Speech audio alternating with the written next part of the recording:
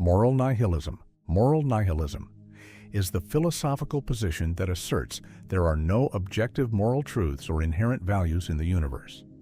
According to this view, statements like murder is wrong or kindness is good do not express factual truths, but are merely expressions of emotions, cultural norms, or personal preferences. Moral nihilists claim that morality is a human construct fabricated by societies, religions, or individuals to impose order or meaning, but without any grounding in universal truth. This idea challenges deeply held intuitions. If moral values aren't real, what justifies punishment or praise?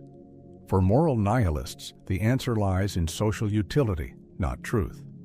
People might act morally out of habit, social conditioning, or a desire for cohesion, but those actions aren't morally right in an objective sense.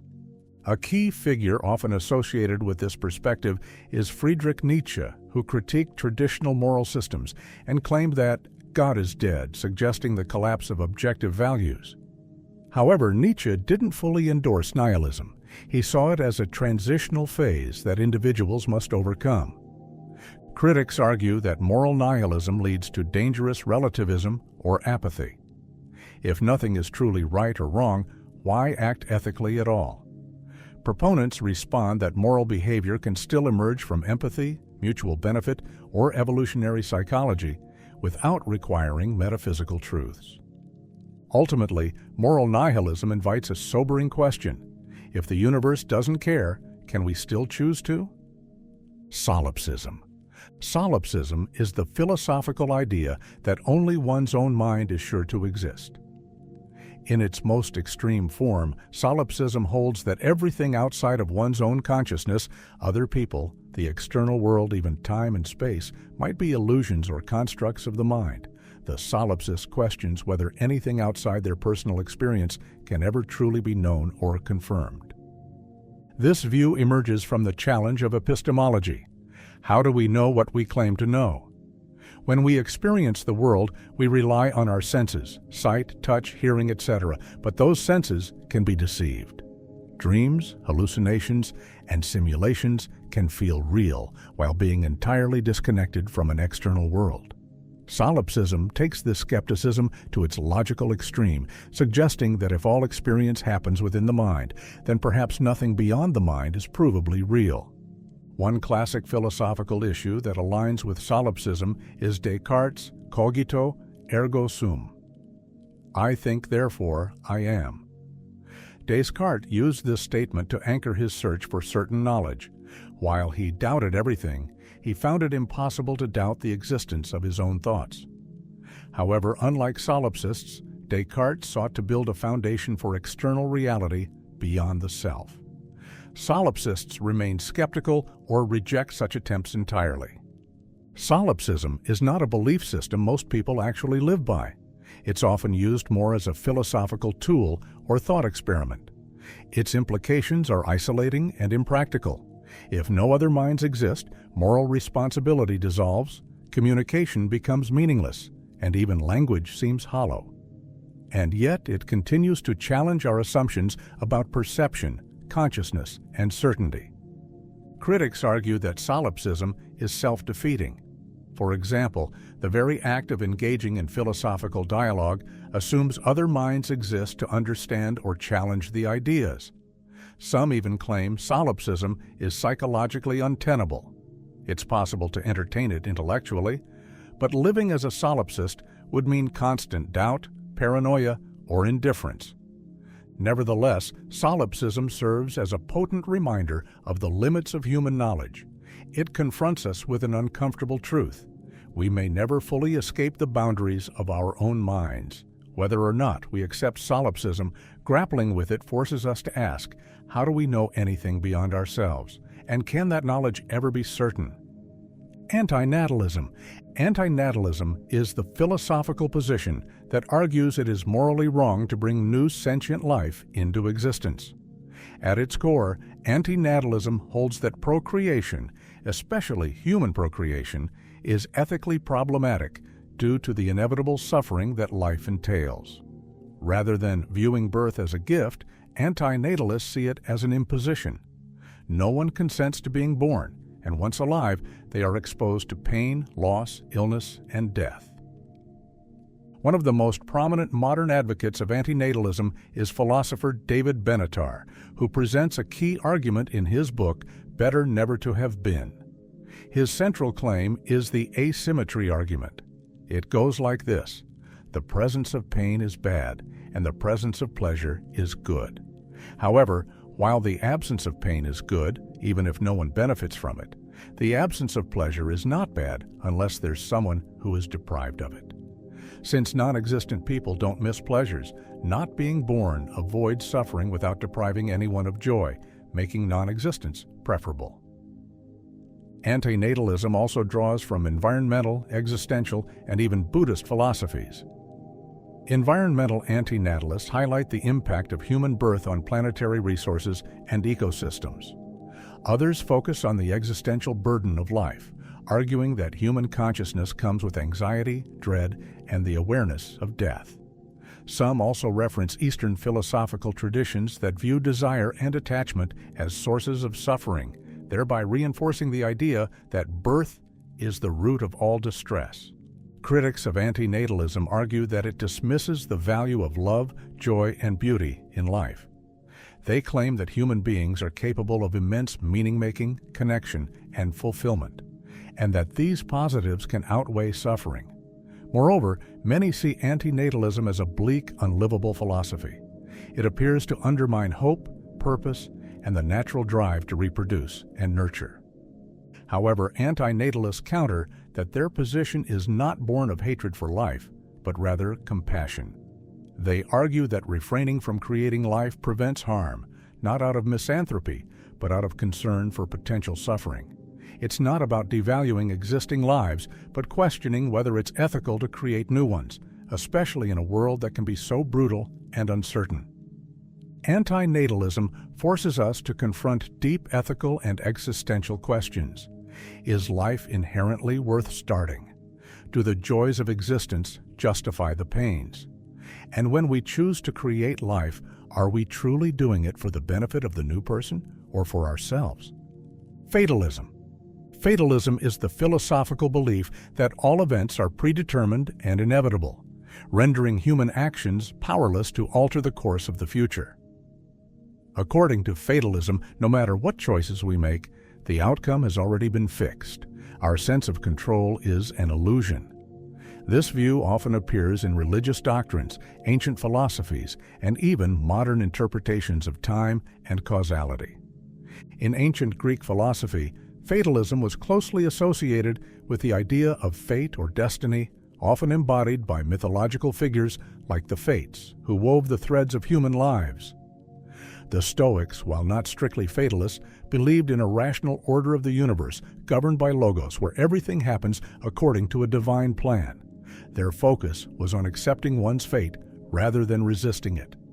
It's important to distinguish fatalism from determinism.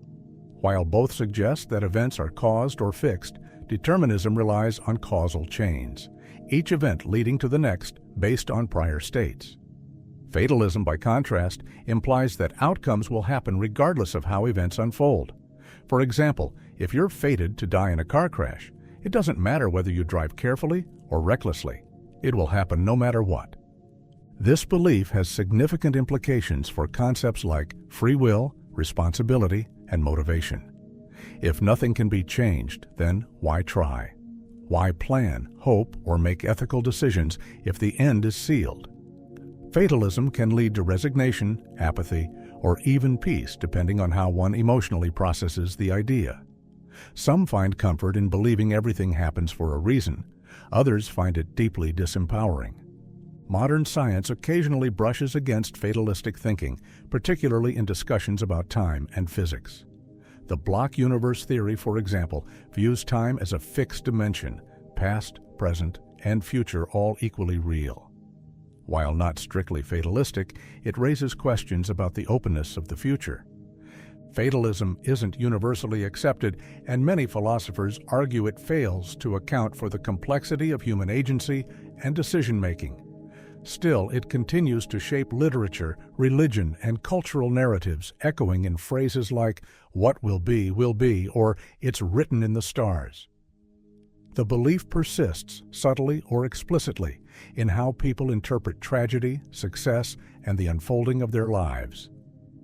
Determinism versus free will. The debate between determinism and free will is one of the most enduring and fundamental in philosophy. At its core, it's about whether humans truly have control over their actions, or whether every choice we make is the inevitable result of prior causes, biological, environmental, or cosmic. Determinism is the view that every event, including human decisions, is determined by previous events in accordance with the laws of nature. If you trace back every cause, your genetics, upbringing, experiences, and even the particles in your brain, you find that your choice was always going to happen the way it did. In a fully deterministic universe, the future is fixed, just like the past. Free will, on the other hand, is the belief that individuals can make choices that are not entirely determined by prior states of the world. Proponents of free will argue that we have the capacity to choose between alternatives, to act differently in identical situations, and to be morally responsible for our actions. If we lacked free will, many argue, concepts like praise, blame, justice, and personal growth would lose their meaning. This clash between determinism and free will has sparked various philosophical positions. Hard determinists fully reject free will and claim that responsibility is an illusion. Libertarians, not to be confused with the political ideology, believe in absolute free will and reject determinism. Compatibilists, meanwhile, try to reconcile the two by redefining free will, not as freedom from causality, but as the ability to act according to one's internal motivations, even if those motivations have causes. Neuroscience has complicated the debate. Experiments suggest that the brain may begin preparing for actions milliseconds before we're consciously aware of making a decision. Some interpret this as evidence against free will. Others argue that consciousness might still play a critical role in shaping those neural patterns over time. Beyond science and philosophy, the tension between determinism and free will appears in everyday life. When someone changes their life against all odds, we often see that as a triumph of will. When people fail, we may attribute it to fate or conditioning. This debate isn't just abstract, it shapes how we understand ourselves, others, and the systems we create. Simulation hypothesis. The simulation hypothesis is the idea that our reality might not be the fundamental physical world we assume it is, but rather an artificial simulation, akin to a highly advanced computer program. This hypothesis suggests that everything we perceive, from the smallest atom to the vastness of space, could be part of a constructed digital environment, designed and operated by an intelligent entity or civilization far more advanced than our own. The idea gained mainstream attention largely due to philosopher Nick Bostrom, who proposed a formal argument in 2003 that has since become a cornerstone of the topic. Bostrom's simulation argument doesn't claim we are definitely in a simulation. Instead, he presents a trilemma. One of the following must be true. 1. Almost all civilizations go extinct before reaching the technological capability to run simulations of conscious beings. 2. Advanced civilizations have no interest in running such simulations. Or 3. We are almost certainly living in a simulation. The logic hinges on the notion that, if it's possible to create countless simulations of conscious life, and those simulations are indistinguishable from reality to their inhabitants, then, statistically, it's more likely we are in one of the simulations than in the one base reality. Technological advances in virtual reality, AI, and computational power lend surface-level plausibility to this hypothesis. As video games and simulations grow increasingly immersive, it's not hard to imagine a future where simulated beings might have internal experiences indistinguishable from our own. If human civilization continues to progress, it might eventually possess the resources and knowledge to simulate entire worlds, complete with self-aware digital entities. The simulation hypothesis also raises philosophical and metaphysical questions. For instance, if we are simulated, does that mean our experiences are less real? Some argue no, just as dreams or emotions are real in how we feel them, so too would a simulated life be real to those living it. Others suggest that a simulated world would lack authenticity or depth, that we are trapped in a kind of digital prison we can never escape or even confirm. There are also theological parallels. The idea of a simulator or programmer echoes the concept of a God or divine creator. Just as some religious traditions believe an omnipotent being created and monitors the universe, the simulation theory proposes an advanced intelligence that built our reality. This leads to speculative discussions about whether the simulators watch us, test us, or even interact with the simulation in subtle ways. Some theorists have even suggested that unexplained phenomena like miracles, déjà vu, or glitches in perception could be interpreted as signs of flaws or interventions in the code. Critics of the simulation hypothesis argue that it's unfalsifiable, meaning it cannot be definitively proven or disproven, which puts it outside the realm of empirical science. If the simulation is perfect, there may be no detectable signs that we're inside one. Others believe it's simply a modern rebranding of age-old philosophical skepticism, like Descartes' evil demon or Plato's allegory of the cave, both of which question the reliability of our perceptions. Still, some scientists and thinkers have taken the idea seriously enough to explore ways it might be testable. Theoretical physicists have speculated about potential digital signatures in the fabric of the universe, discreteness in space-time, limitations in energy, or unexplained anomalies in physical laws that could hint at a computational underpinning. Thus far, no such evidence has been confirmed, but the curiosity remains. Whether taken literally, metaphorically, or philosophically, the simulation hypothesis forces a reevaluation of our assumptions about reality. It challenges the bedrock of materialism and objectivity, introducing a possibility that we might be actors on a stage, unaware of the audience or the script. Even if untrue, the hypothesis expands our imagination and invites us to think critically about consciousness, existence, and the role of advanced technology in shaping what we consider real. Moral relativism. Moral relativism is the philosophical view that moral judgments and values are not absolute or universally true, but are instead shaped by cultural, historical, or individual perspectives. According to this view, what is considered right or wrong can vary drastically between societies or even between individuals without any single moral standard being objectively superior to another. There are several forms of moral relativism, each differing in how they approach the source and significance of moral variability. Cultural relativism, for instance, argues that moral values are rooted in cultural traditions. In one culture, arranged marriage might be considered virtuous and respectful, while in another, it may be seen as oppressive. According to cultural relativists, neither stance is objectively correct. They are both valid within their own cultural frameworks. Individual relativism, or subjectivism, takes this idea even further by suggesting that morality is based on personal beliefs or feelings. From this standpoint, what is morally right for one person might not be for another, and both positions are equally valid. This can lead to a highly personalized ethical landscape where morality becomes a matter of individual perspective rather than shared norms. Supporters of moral relativism often present it as a response to moral absolutism, the belief that certain moral principles apply universally, regardless of context.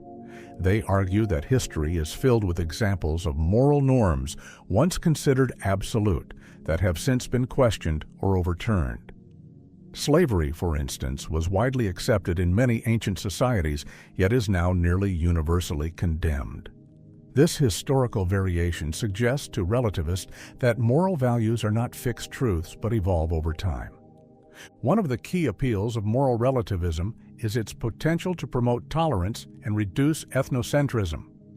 If no moral system is objectively superior, then we may be more inclined to respect other cultures and avoid imposing our values on them. This perspective encourages open-mindedness and discourages moral imperialism. However, critics argue that moral relativism can be dangerously permissive. If all moral views are equally valid, how can we condemn actions like genocide, slavery, or systemic oppression? Without a shared moral foundation, critics say, there is no basis for justice, human rights, or moral progress. It also becomes difficult to hold individuals or societies accountable if morality is entirely subjective. To address these concerns, some philosophers adopt soft relativism, the idea that while moral truths are influenced by context, there can still be rational dialogue and critique across cultures. This position allows for flexibility without descending into total moral chaos. It acknowledges the diversity of moral frameworks while still permitting reasoned discussion about which practices promote human well-being, justice, or harm. Moral relativism also plays a significant role in contemporary debates, particularly in multicultural societies where conflicting moral codes coexist. Topics like gender roles, freedom of expression, and animal rights often highlight the tension between respecting cultural diversity and advocating for universal ethical standards. Ultimately, moral relativism doesn't necessarily deny that people should act morally. It questions whether any single system of morality holds the final word. It asks us to recognize the profound influence of context on our ethical beliefs and to tread carefully when judging others through the lens of our own norms. Whether embraced or rejected, it remains a provocative challenge to our assumptions about what it means to be right. Panpsychism. Panpsychism is the philosophical view that consciousness, or at least some form of mental experience, is a fundamental and ubiquitous feature of the universe. In its broadest form, it proposes that all things, whether atoms, rocks, plants, or stars, possess some degree of consciousness or inner experience, however primitive or alien it might be. This idea may sound mystical or strange at first, especially from the standpoint of modern science, which generally treats consciousness as a rare phenomenon emerging from complex biological systems like human brains. However, panpsychism offers a radically different perspective, that consciousness is not something that suddenly appears when matter becomes sufficiently complex, but rather something that has been present, in rudimentary form, all along. The roots of panpsychism stretch back to ancient philosophies. In many indigenous and Eastern traditions, the idea that nature is alive or sentient is taken for granted. In Western philosophy, thinkers like Plato and Spinoza entertained views that resemble panpsychism. More recently, it has resurfaced in contemporary philosophical and scientific debates, especially around the hard problem of consciousness. Coined by philosopher David Chalmers, the hard problem refers to the difficulty of explaining why and how physical processes in the brain give rise to subjective experience. While science has made great strides in mapping brain activity, it still cannot fully explain why those processes feel like anything from the inside, why red looks red or pain hurts. Panpsychism offers a potential solution. Perhaps we struggle to explain consciousness because we've been looking for it in the wrong place. If consciousness is a basic property of matter, like mass or charge, then it doesn't need to be produced by brains. It was always there, in simpler forms. Philosophers like Galen Strawson and Philip Goff have become prominent defenders of modern panpsychism. They argue that it may offer a more coherent metaphysical framework than traditional materialism, which struggles to bridge the gap between mind and matter. Panpsychism suggests that instead of trying to explain consciousness in purely physical terms, we should see mental and physical properties as two sides of the same coin, what's often referred to as a form of dual-aspect monism. Of course, panpsychism doesn't claim that inanimate objects like tables or spoons are thinking or aware in any familiar sense. Instead, it proposes that the particles composing them have some form of proto-consciousness, extremely basic experiential qualities that, when combined in certain ways, such as in a brain, give rise to more complex forms of consciousness. Critics of Panpsychism argue that it faces serious problems of explanation. One major challenge is the combination problem. If particles have tiny, simple experiences, how do those combine to form the unified, rich consciousness of a human being?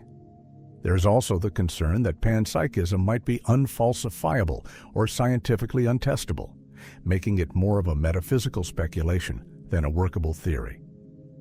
Despite these criticisms, panpsychism continues to attract interest, especially as efforts to explain consciousness through purely physical means remain incomplete. It appeals to those who find both materialist and dualist models lacking. Materialism because it struggles with subjectivity, and dualism because it divides mind and matter into fundamentally different substances. By positing consciousness as an intrinsic part of the universe, panpsychism invites a radical rethinking of our relationship with the natural world. It blurs the boundary between mind and matter, and in doing so challenges our assumptions about what it means to be alive, aware, or real. Whether embraced or rejected, it remains one of the most intriguing and mind-bending ideas in the ongoing quest to understand consciousness. Ethical egoism. Ethical egoism is the normative ethical theory that claims individuals ought to act in their own self-interest. Unlike psychological egoism, which describes human behavior as inherently self-interested, ethical egoism makes a prescriptive claim. It says people should prioritize their own well-being, happiness, and success above all else. In this view, acting selfishly isn't just natural, it's morally right. At first glance, ethical egoism might seem shallow or even immoral. After all, we often associate moral behavior with selflessness, generosity, and concern for others. But ethical egoism challenges this assumption, arguing that a coherent and rational moral system can be built entirely around the pursuit of self-interest. One of the central arguments in favor of ethical egoism is that it provides clarity and consistency.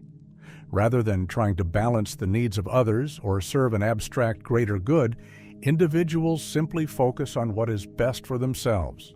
This doesn't necessarily mean harming others. In fact, ethical egoists often acknowledge that helping others can be in one's long-term self-interest. Being kind, honest, or cooperative can earn trust, build alliances, and create a stable society, all of which ultimately benefit the individual. A well-known advocate for a form of ethical egoism was Ayn Rand, the controversial 20th century philosopher and novelist. In her philosophy of Objectivism, Rand argued that rational self-interest is the foundation of a moral life.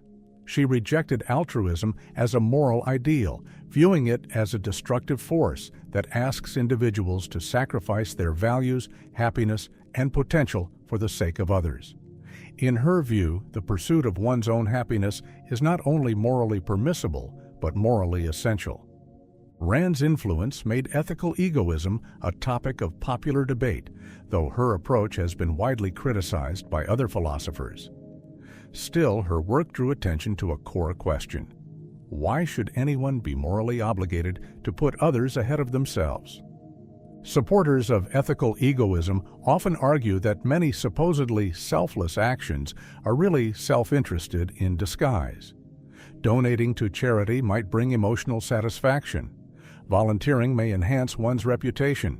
Even risking one's life for another can be explained through personal values, loyalty, or identity. If all actions can be traced back to personal motives, then perhaps morality should embrace self-interest rather than pretend to transcend it. However, critics of ethical egoism raise several major objections. One of the most significant is the problem of conflict. If everyone always pursues their own self-interest, what happens when those interests clash? For example, if two people both want the same job and each is encouraged to act solely for their own benefit, there's no ethical framework to resolve the dispute fairly. Ethical egoism doesn't provide tools for compromise, empathy, or justice. It only encourages competition.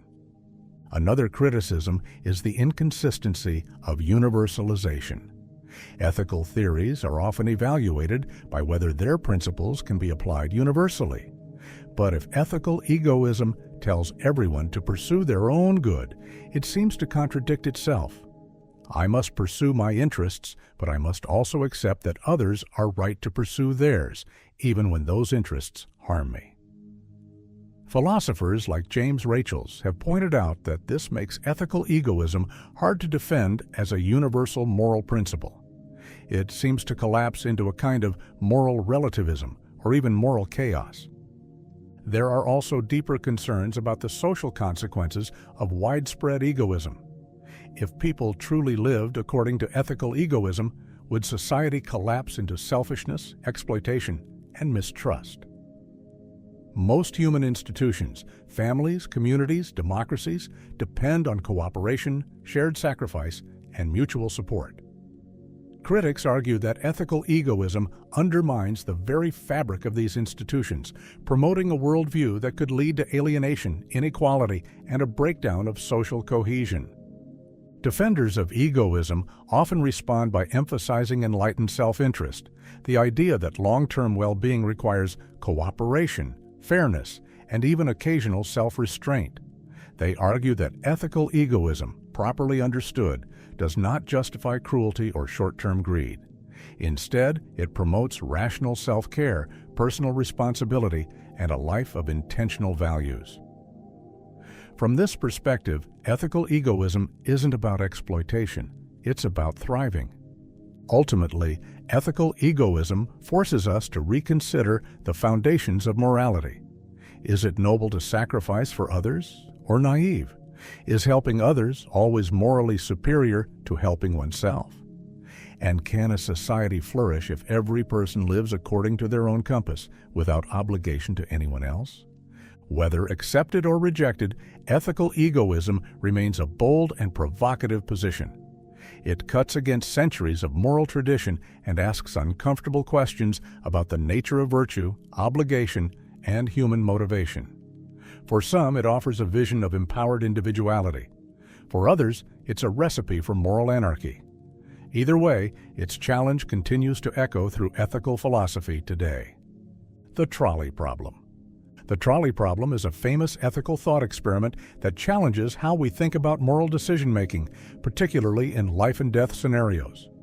First introduced by philosopher Philippa Foot in the 1960s and later expanded by Judith Jarvis Thomson, the problem presents a moral dilemma involving a runaway trolley and a choice between sacrificing one life to save many. Here's the classic version. A trolley is speeding down a track toward 5 people who are tied to the tracks and unable to move. You are standing next to a lever. If you pull the lever, the trolley will switch to another track where there is only one person tied down. Do you pull the lever, sacrificing one to save 5? Or do you do nothing and allow the trolley to kill the 5? Most people say it's morally permissible or even obligatory to pull the lever. Saving 5 lives at the cost of 1 seems like the better outcome. This response is often rooted in utilitarian reasoning, which focuses on maximizing overall well-being or minimizing harm. From that perspective, choosing the action that results in fewer deaths is the morally superior option. However, things become more complicated when we tweak the scenario. In a well-known variation called the Fat Man version, you are now on a footbridge above the tracks. A trolley is again heading toward 5 people. This time, the only way to stop it is to push a large man off the bridge and onto the tracks. His body will stop the trolley, but he will die. Do you push him?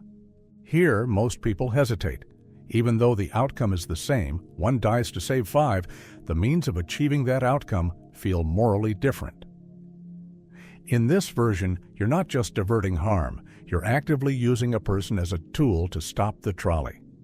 This distinction highlights a key principle in moral philosophy: the difference between killing and letting die, or between intentional harm and foreseen but unintended consequences. This shift causes many to reject utilitarian logic in favor of deontological ethics associated with philosophers like Immanuel Kant. From this viewpoint, certain actions, like killing an innocent person, are inherently wrong no matter the outcome.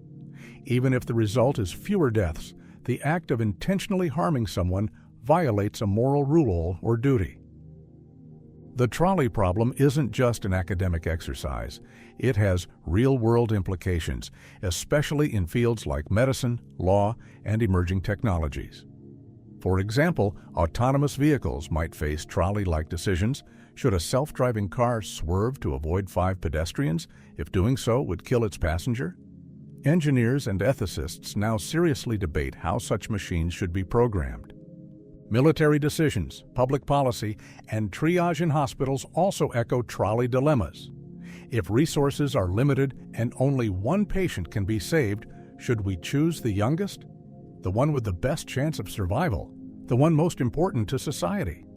These decisions mirror the logic of the trolley problem, forcing us to weigh lives against each other under pressure. The trolley problem has persisted because it cuts straight to the heart of moral reasoning. It exposes the tension between ethical theories and our gut intuitions. We want to save the most lives, but not at any cost. We value rules and human dignity, but struggle when those principles clash with consequences. What makes it powerful is not that it offers answers, but that it shows how hard moral choices really are. It strips away the comfort of black and white thinking and leaves us with difficult questions. What matters more, intent or outcome? Is there ever a right way to do a wrong thing? And in a world of imperfect choices, what kind of moral reasoning do we trust to guide us? Transhumanism. Transhumanism is a philosophical and cultural movement that advocates for using advanced technology to radically enhance human physical and cognitive capabilities. It envisions a future where science and innovation can not only cure diseases and extend lifespans, but fundamentally transform the human condition, potentially leading to a post-human era where people transcend biological limitations. At the heart of transhumanism is the belief that humans should not passively accept nature's constraints. Aging, illness, and even death are seen not as inevitable facts of life, but as technical problems to be solved. Transhumanists argue that with the right tools, biotechnology, artificial intelligence, nanotechnology, genetic engineering, and cybernetics, we can push beyond our current evolutionary form. The goal is not just longer life, but better life, stronger bodies, faster minds, greater emotional control, and enhanced sensory experiences. One of the most iconic ideas associated with transhumanism is mind uploading, the theoretical process of transferring a person's consciousness into a digital substrate. If successful, this could allow individuals to exist indefinitely in virtual environments, free from the decay of the human body. While still purely speculative, mind uploading captures the movement's futuristic ambition to reshape what it means to be human. Cyborg enhancement is another key theme. Technologies like brain-computer interfaces, prosthetics, and neural implants are early steps in the direction transhumanism points to. For example, Elon Musk's company, Neuralink, is already exploring how implanted chips could let humans interact directly with computers, potentially enabling everything from memory enhancement to communication without speech. Genetic modification also plays a central role. By editing DNA, transhumanists believe we could eliminate inherited diseases, increase intelligence, regulate mood, and optimize physical traits. Technologies like CRISPR have opened the door to these possibilities, though ethical and societal resistance remains strong. Transhumanists are typically optimistic about the transformative power of technology. They see humanity as a work in progress, unfinished, and capable of self-directed evolution. The ultimate aim is often something called the singularity, a hypothetical point at which artificial intelligence surpasses human intelligence, leading to exponential technological growth and potentially the merging of human and machine consciousness. However, transhumanism is not without critics. Ethical concerns abound. Some argue that radically enhancing human capabilities could create unprecedented inequality, a society divided between those who can afford enhancement and those who cannot. Others worry about loss of identity or human meaning. if we become too reliant on technology, or if we leave our biology behind entirely, will we still be human in any meaningful sense?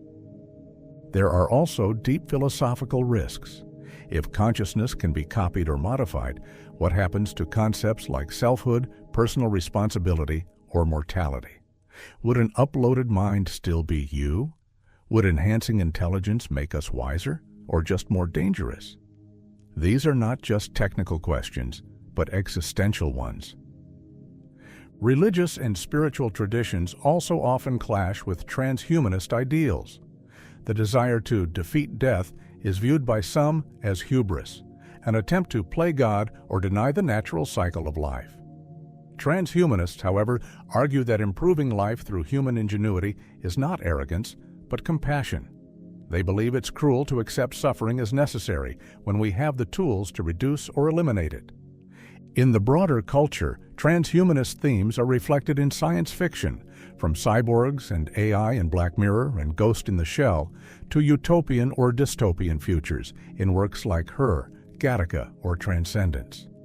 These stories explore both the seductive promise and the possible perils of transcending humanity. Transhumanism invites us to imagine a future where the boundaries of biology, identity, and mortality are not fixed, but flexible.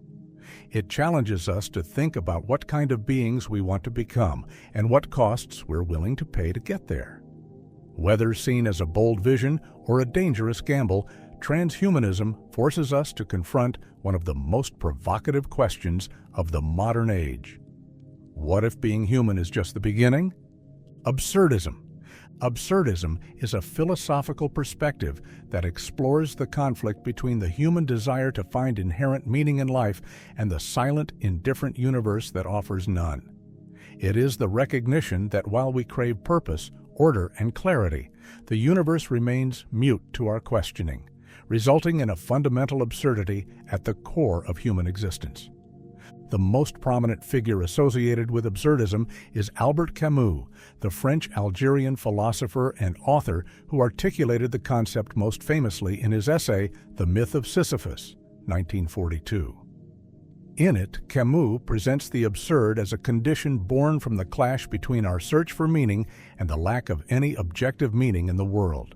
He writes, "The absurd is born of this confrontation between the human need and the unreasonable silence of the world."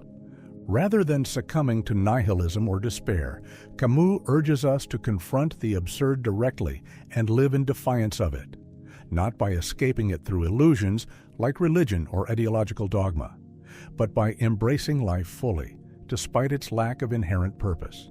This is the essence of the absurdist stance, a rebellion without appeal. Life has no ultimate meaning, and yet we live it anyway, not with resignation, but with clarity, freedom, and even joy. Camus illustrates this attitude through the figure of Sisyphus, the mythological character condemned to roll a boulder up a hill for eternity, only for it to roll back down each time he reaches the top. Camus imagines Sisyphus as the absurd hero, not because he escapes his fate, but because he accepts it. In the acceptance of futility, Sisyphus transcends it. One must imagine Sisyphus happy, Camus concludes, emphasizing that we, too, can find contentment in embracing life as it is, not as we wish it to be. Absurdism differs from both existentialism and nihilism, though it is related to both. Existentialists like Jean-Paul Sartre agree that the universe is meaningless, but believe that individuals can create their own meaning through choice and action. Nihilists, on the other hand, often conclude that since life lacks objective meaning, values, or truth, nothing matters. Absurdism stands between these poles. It acknowledges the lack of inherent meaning, but refuses to conclude that nothing matters. Instead, it finds a kind of liberation in accepting the absurd. This philosophical stance carries deep emotional and ethical implications. Absurdism encourages authenticity, presence, and creative expression. It suggests that freedom comes not from discovering an ultimate truth, but from rejecting the need for one. Without the pressure to live for a higher purpose, we are free to live for experience, connection, art, curiosity, or even absurdity itself. Absurdist themes run throughout literature, theater, and film. The theater of the absurd, as seen in the plays of Samuel Beckett, like Waiting for Godot, presents characters stuck in meaningless cycles, searching for purpose where there is none. These works don't offer solutions. They reflect the absurd back at us, often with dark humor and deep ambiguity. Critics of absurdism argue that it can slide into apathy or quiet despair. If nothing ultimately matters, what motivation is there to act, to improve, to engage with the world? But absurdism doesn't advocate withdrawal. Camus believed deeply in moral responsibility and civic engagement, even in the absence of cosmic significance. For him, absurdism was not an excuse for detachment, but a call to radical honesty and courageous living. In a world filled with suffering, randomness, and chaos, absurdism does not ask us to deny reality. It asks us to face it head-on, with eyes open, without false hope, but also without surrender. It's not a philosophy of despair. It's a philosophy of resilient defiance. The absurd is not the end of meaning, but the beginning of a different kind of freedom, one that comes from realizing we do not need the universe to give us a reason to live. The problem of evil. The problem of evil is one of the most enduring and powerful challenges to the belief in an all-powerful, all-knowing, and perfectly good God. At its core, it questions how such a God could allow the existence of evil and suffering in the world. If God is truly omnipotent, he should be able to prevent evil. If he is omniscient, he would know when and where evil occurs. And if he is benevolent, he should want to stop it. Yet evil persists, in the form of natural disasters, disease, war, injustice, and personal suffering. This tension has provoked deep philosophical and theological debate for centuries. There are two main forms of the problem: the logical problem of evil and the evidential problem of evil. The logical problem argues that the very existence of evil is incompatible with the traditional conception of God. The ancient philosopher Epicurus posed this dilemma famously. Is God willing to prevent evil but not able? Then he is not omnipotent. Is he able but not willing? Then he is malevolent. Philosophers like J.L. Mackie and others in the 20th century continued this line of reasoning, suggesting that the presence of any evil at all logically contradicts the idea of an all-good, all-powerful deity. In response, some theists argue that this version sets up a false contradiction. They offer the free will defense most famously articulated by Alvin Plantinga, which suggests that God allows moral evil because he has given humans free will. In this view, free will is a greater good that justifies the risk of evil. A world where creatures can choose love, kindness, or creativity necessarily includes the possibility that they can choose hatred, violence, or destruction. To eliminate moral evil completely would mean removing freedom, and thus the very conditions that make meaningful choices and moral growth possible. However, this defense primarily addresses moral evil, the suffering caused by human actions. It doesn't easily account for natural evil, suffering that results from earthquakes, cancer, hurricanes, or pandemics, where human choice isn't directly involved. Why would an all-good God design a world where children suffer from terminal illness or where countless lives are lost in natural disasters? The evidential problem of evil tackles this broader issue. It argues that while evil may not logically disprove God's existence, the sheer amount, intensity, and apparent randomness of suffering makes it highly improbable. The philosopher William Rowe famously posed the example of a fawn trapped in a forest fire, suffering a slow death with no one around to learn a lesson, grow morally, or experience any redemptive purpose. Such apparently pointless suffering seems to defy the idea of a morally perfect being overseeing the world. Some theistic responses fall under what's known as theodicy, attempts to justify God's allowance of evil. A common theodicy is the soul-making argument, inspired by thinkers like Irenaeus and developed by John Hick. It suggests that suffering exists as a way for humans to develop virtues such as courage, compassion, and perseverance. According to this view, Earth is not a paradise, but a kind of training ground for moral and spiritual growth. Others propose that our human understanding is limited, that we cannot expect to grasp God's reasons, and what appears unjust or meaningless may serve a higher purpose beyond our comprehension. This is known as the skeptical theist position. While it avoids making definitive claims about why evil exists, it suggests that judging the world's suffering from our limited vantage point might be like a child trying to understand an adult's reasoning. Still, these responses don't satisfy everyone. The problem of evil remains a significant reason why many people reject traditional theism altogether. It has led to alternative theological frameworks, such as process theology, which envisions God not as omnipotent in the classical sense, but as evolving with the universe, working within the constraints of natural laws. Others embrace atheism or agnosticism, concluding that a universe with so much suffering is better explained without invoking a divine overseer at all. The problem of evil doesn't just challenge philosophical reasoning, it strikes at the emotional and existential core of human experience.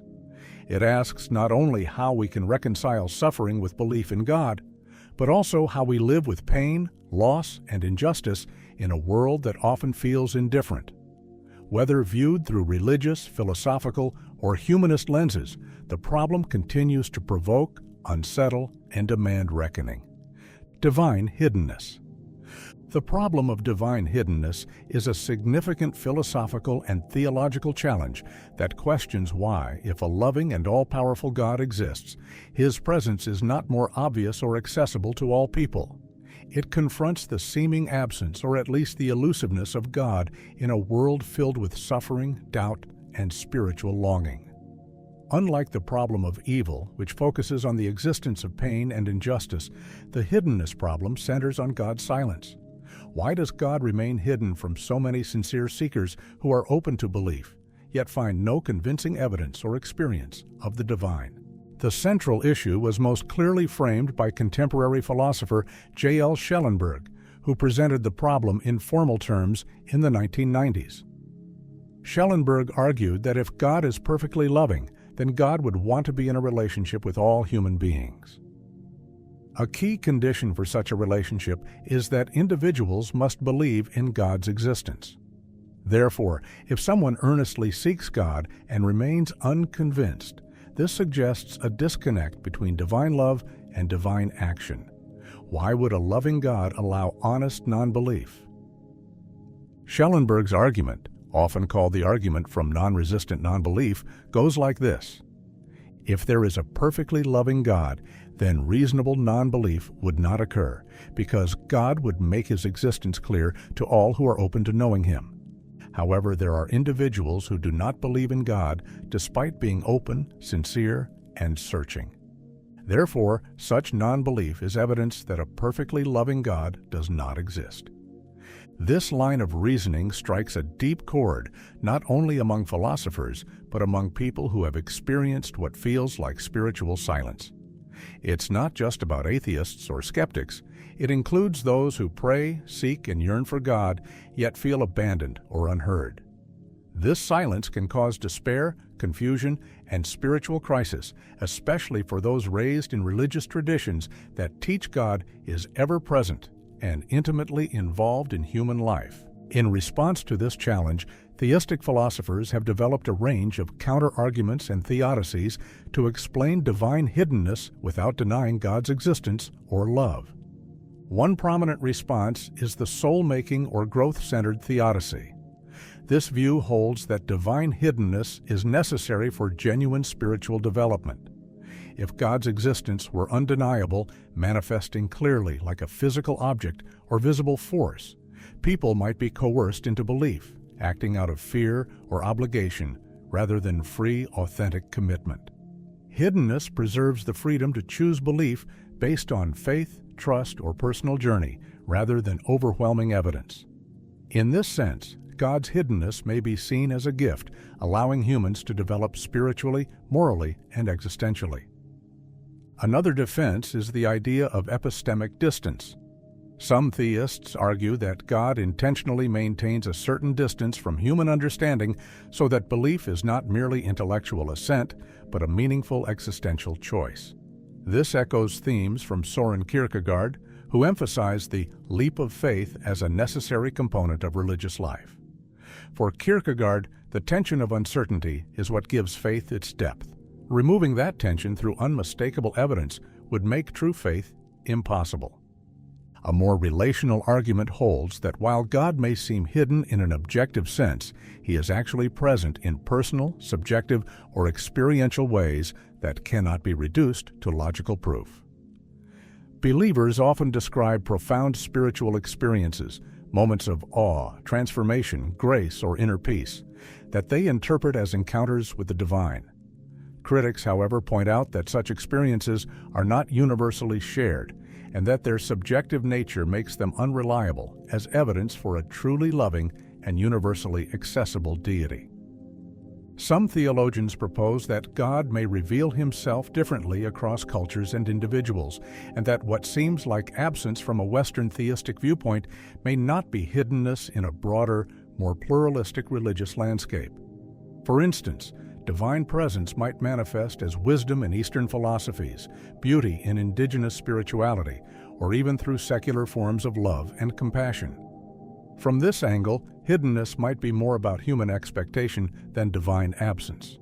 However, this inclusive approach still faces the challenge of sincere seekers who receive no response, even after deep exploration across religious and philosophical traditions. For them, the silence isn't just theological, it's emotional and existential. They may ask, if God is love, why does he feel like absence?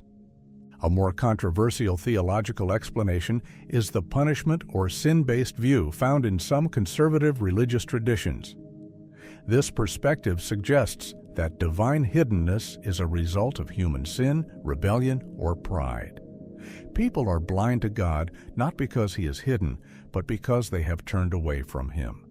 While this may align with certain scriptural interpretations, it risks dismissing the pain and sincerity of genuine seekers who have, through no fault of their own, failed to find God despite heartfelt effort. Another angle is the concept of divine timing.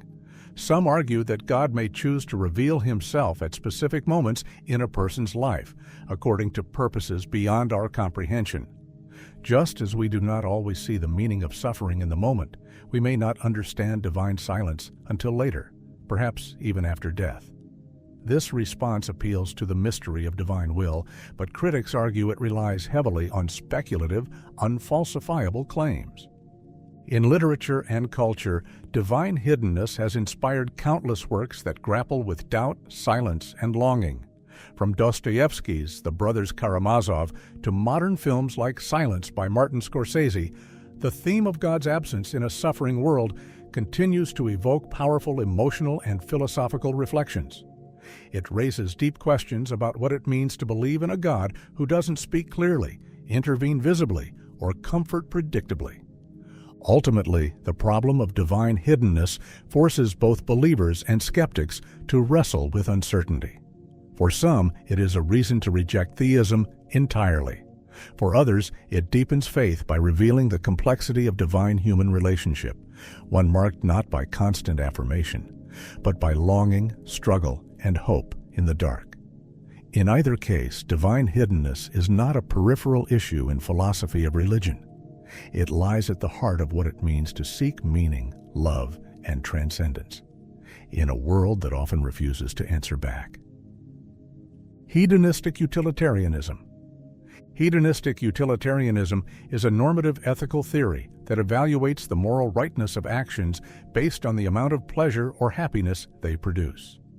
It is one of the most well-known and historically influential forms of utilitarianism, and it traces its philosophical roots back to the classical thinkers Jeremy Bentham and John Stuart Mill, who argued that the ultimate goal of human action, and by extension, moral behavior, should be the maximization of pleasure and the minimization of pain.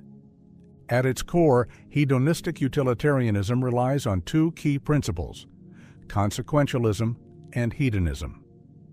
Consequentialism is the idea that the morality of an action depends solely on its outcomes or consequences. Hedonism, in this context, is the view that pleasure is the only intrinsic good and pain is the only intrinsic bad. Combine these, and the result is a moral theory that says an action is right if and only if it leads to the greatest net balance of pleasure over pain for the greatest number of people. Jeremy Bentham articulated the earliest and most systematic version of hedonistic utilitarianism. He famously proposed the felicific calculus, a method for quantifying pleasure and pain in moral decision-making. According to Bentham, each action could be evaluated based on criteria such as intensity, duration, certainty, propinquity, nearness in time, fecundity, likelihood of producing more pleasure, purity, freedom from accompanying pain, and extent, number of people affected. With this framework, one could theoretically calculate the moral worth of any action, reducing ethics to a form of rational arithmetic. However, critics of Bentham's version pointed out its simplistic treatment of pleasure. It made no distinction between higher and lower forms of pleasure, implying that eating a good meal or watching a comedy might be as morally valuable as appreciating great art or pursuing philosophical truth. This led John Stuart Mill to revise and refine the theory in his work Utilitarianism, 1863. Mill introduced a distinction between higher and lower pleasures, arguing that intellectual and moral pleasures are inherently more valuable than mere physical sensations. For Mill, it is better to be a human being dissatisfied than a pig satisfied. Better to be Socrates dissatisfied than a fool satisfied. Mill's version of hedonistic utilitarianism attempted to preserve the core emphasis on pleasure while addressing the qualitative richness of human experience.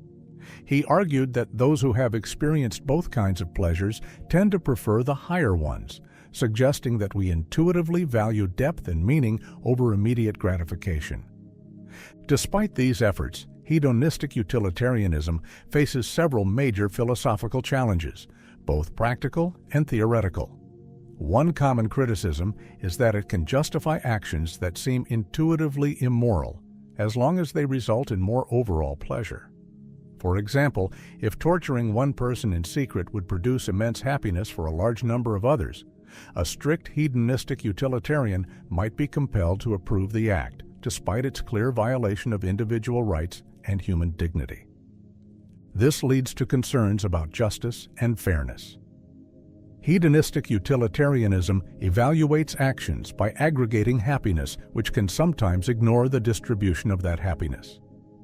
A society where a minority suffers horribly while the majority thrives might pass the utilitarian test, even though it feels morally abhorrent.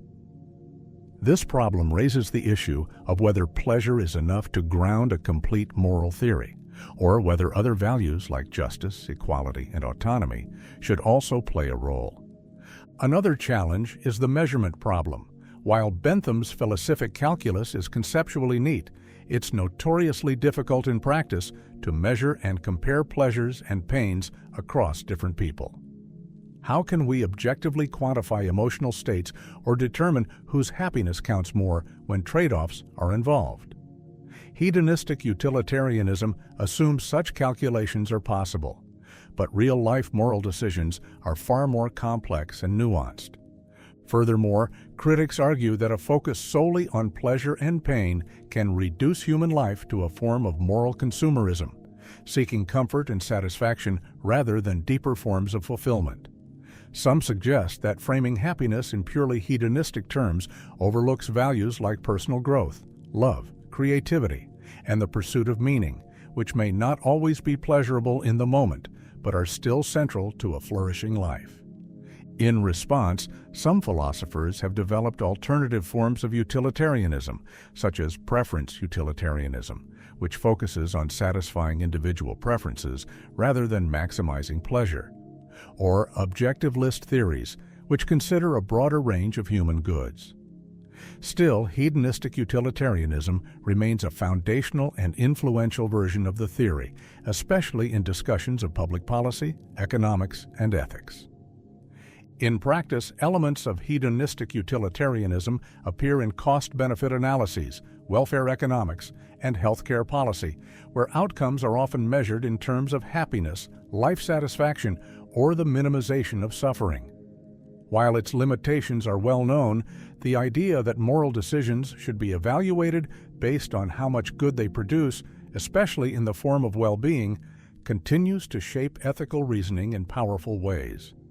Hedonistic utilitarianism invites us to ask, how should we live if our goal is to make the world better? Is the pursuit of pleasure enough, or does morality demand more than just maximizing happiness? Though modern ethics has evolved to incorporate more complex views, the core insight of hedonistic utilitarianism, that the impact of our actions on sentient experience matters, is still central to how we think about right and wrong today. The experience machine. The experience machine is a thought experiment introduced by American philosopher Robert Nozick in his 1974 book, Anarchy, State, and Utopia. It was designed as a direct critique of hedonism, particularly the version of hedonistic utilitarianism that equates the good life with the maximization of pleasure and the minimization of pain. Nozick's experience machine challenges the idea that pleasure is the only thing that ultimately matters to us by presenting a scenario where all of our desires could be perfectly satisfied, artificially. Imagine a machine that can simulate any experience you want. Once plugged in, you would not know you're in a simulation. It would feel exactly like real life. You could choose to experience writing a best-selling novel, winning an Olympic gold medal, falling in love with your perfect partner, or anything else you desire. You would feel joy, success, excitement, whatever you wish, with no pain, failure, or suffering. For all intents and purposes, your subjective experience would be perfectly pleasurable and fulfilling. The catch? Once you plug in, you cannot tell that it's not real. The experiences aren't happening in the external world. They're just sensations fed to your brain. Nozick then asks a simple but powerful question. Would you plug in? Most people, including Nozick, would say no, and that reaction is central to his argument. If pleasure were truly the only thing we cared about, then plugging into the machine would be the obvious, rational choice. Yet our hesitation suggests that we value more than just how things feel. We care about being a certain kind of person, doing real things, and living in touch with reality, not just experiencing a convincing illusion of those things. Nozick offered several reasons why people would reject the experience machine. We want to do things, not just experience doing them. Living in the machine means that while it feels like you're climbing a mountain or inventing a cure for cancer, you're not actually doing anything. You're lying in a pod while your brain is fed pleasurable experiences. For many, that's not enough. We want to be a certain kind of person. Plugging into the machine separates us from our authentic self. It's not you who writes the novel or saves the world. It's just a simulation. Our identity becomes disconnected from our actions. We want our lives to be based in reality.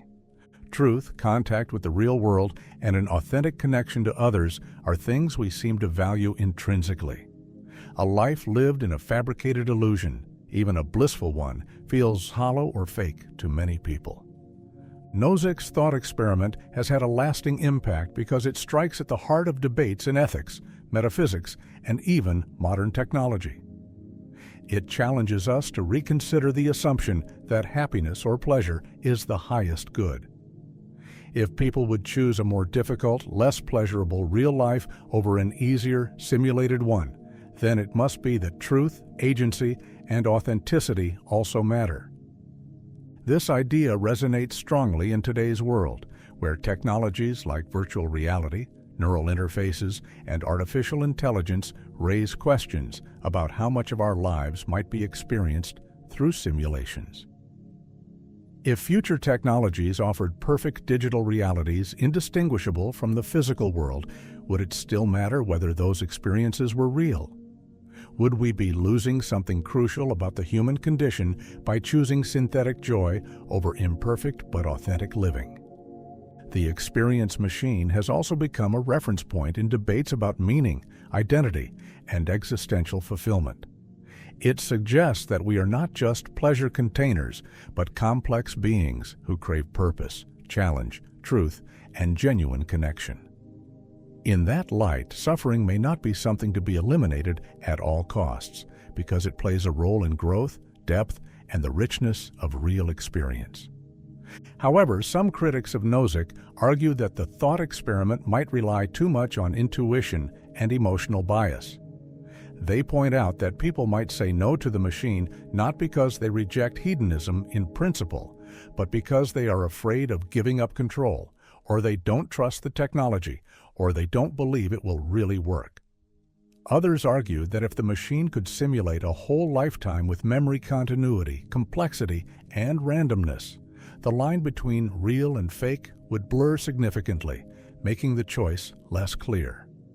Additionally, preference utilitarians, who focus on satisfying actual preferences rather than maximizing pleasure, would see the refusal to plug in as a form of preference being honored. From that angle, the thought experiment doesn't so much refute utilitarianism as show that people prefer authenticity and autonomy over artificial pleasure, and thus those values should be built into any ethical framework. Still, Nozick's challenge stands as one of the most effective critiques of pleasure-based theories of value. The experience machine reminds us that what we want out of life isn't just happiness. We want reality, agency, truth, and meaningful relationships. And it prompts a haunting reflection. If we could live in a perfect illusion, would we? And if not, what does that tell us about what really matters? Epistemic Skepticism. Epistemic skepticism is a philosophical position that questions the possibility of knowledge, specifically whether we can truly know anything at all, especially about the external world. It challenges our assumptions about what counts as justified belief, reliable evidence, or certainty, and it has been a central concern in epistemology, the theory of knowledge, for centuries. At its core, epistemic skepticism doesn't necessarily deny that knowledge exists. Instead, it casts deep doubt on our ability to confidently claim it. There are several forms of epistemic skepticism, ranging from global skepticism, which questions all knowledge, to local skepticism, which targets specific domains, for example, knowledge of the past, knowledge of other minds, or knowledge of the external world. But the central worry in all these forms is that our methods of justifying beliefs might not be as secure as we think they are.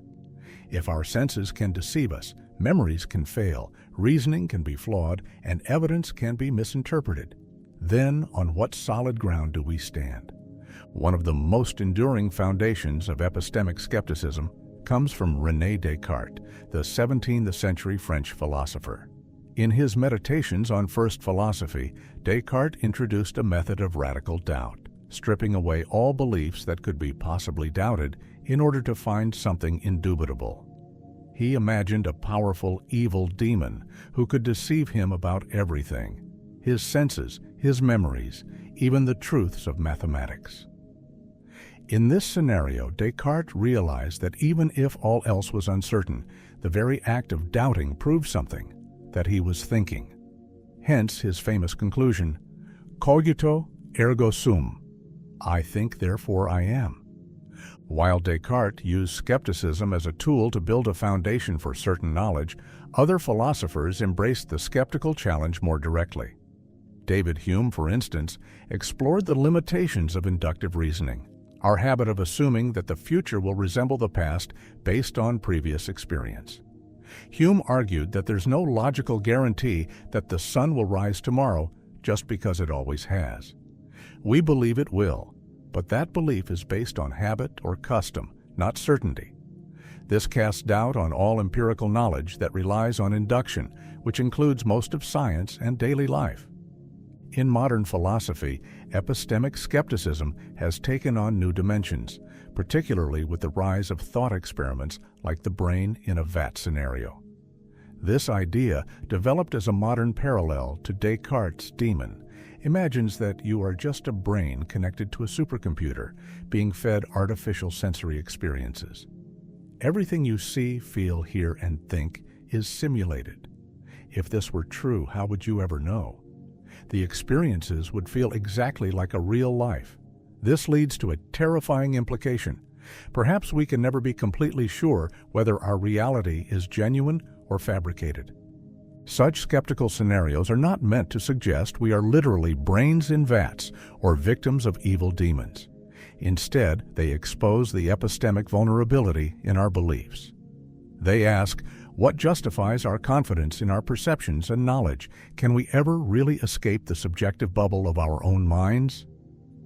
Philosophers have responded to skepticism in various ways.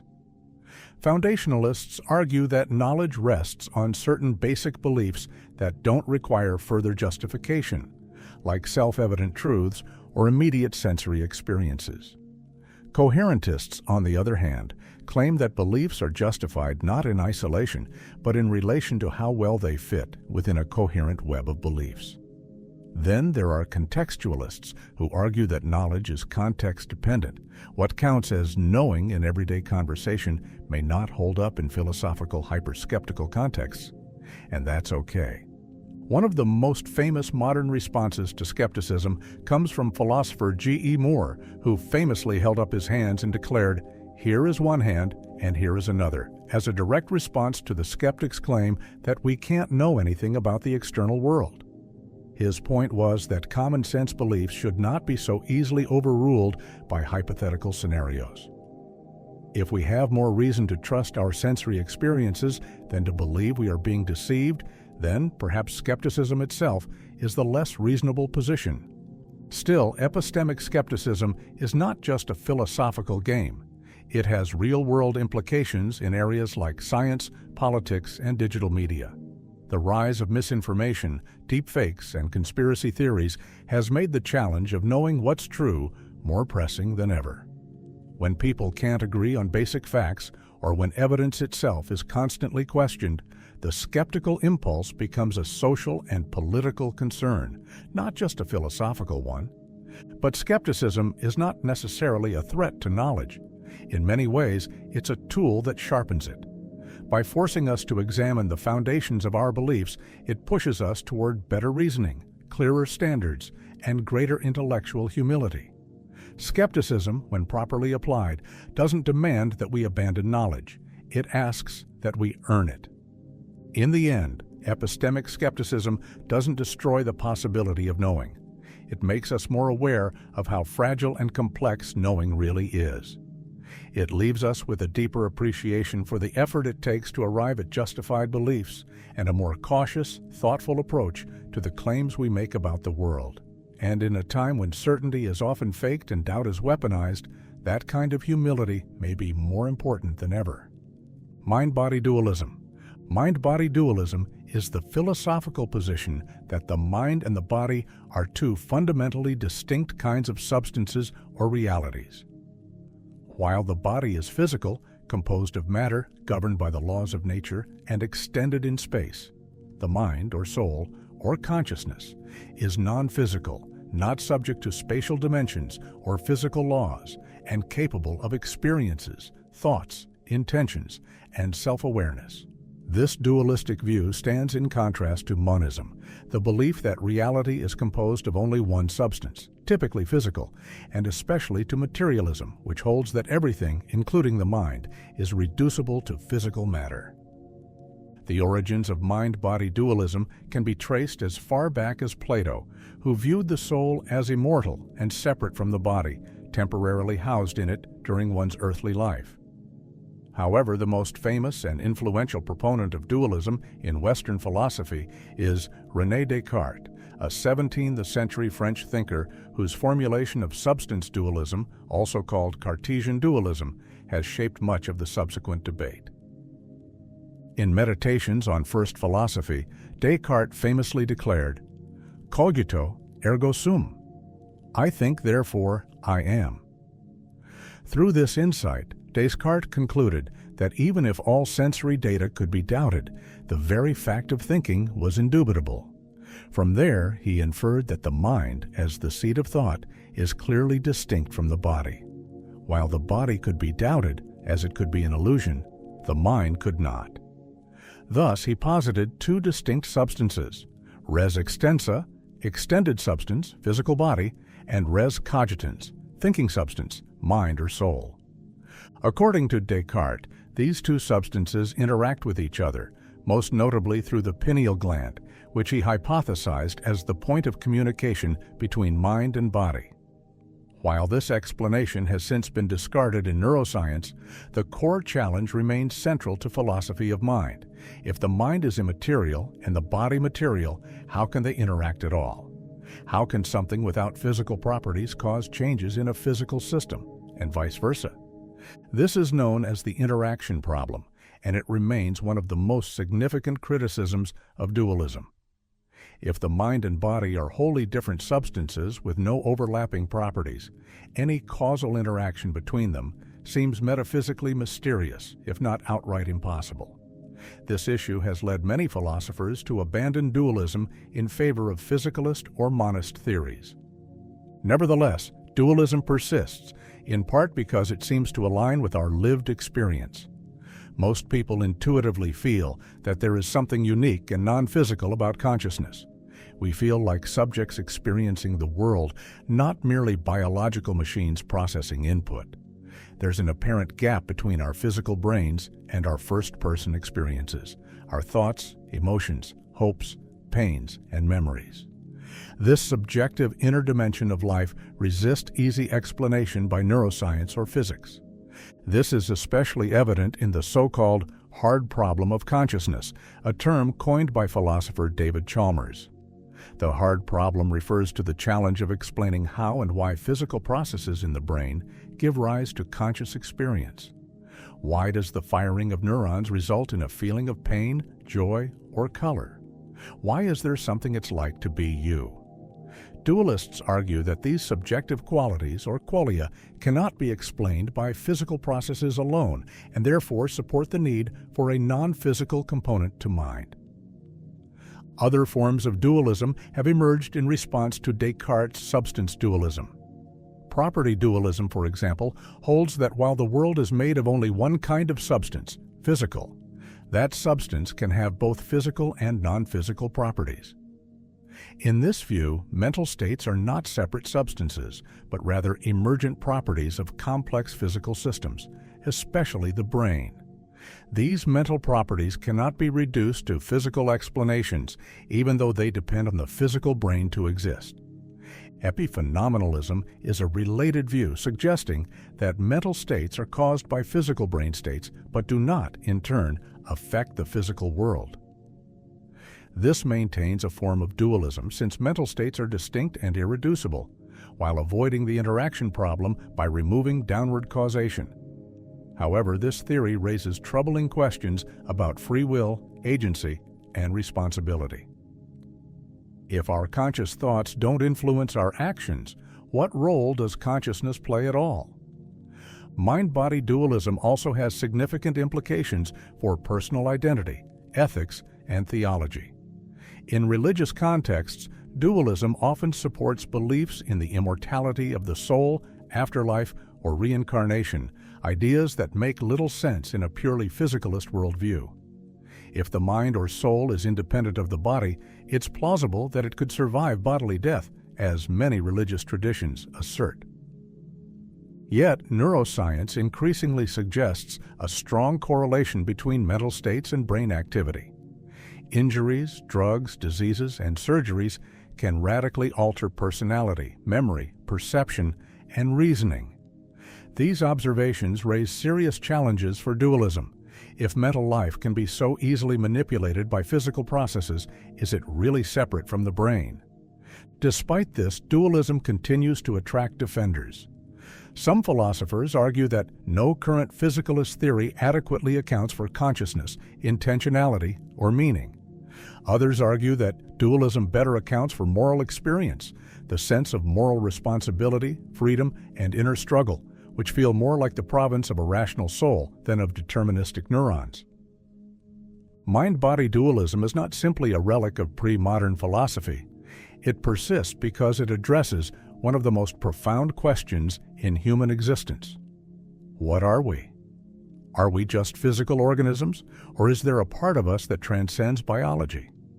In a time when artificial intelligence, neuroscience, and biotechnology are advancing rapidly, the nature of the mind remains an open and pressing mystery.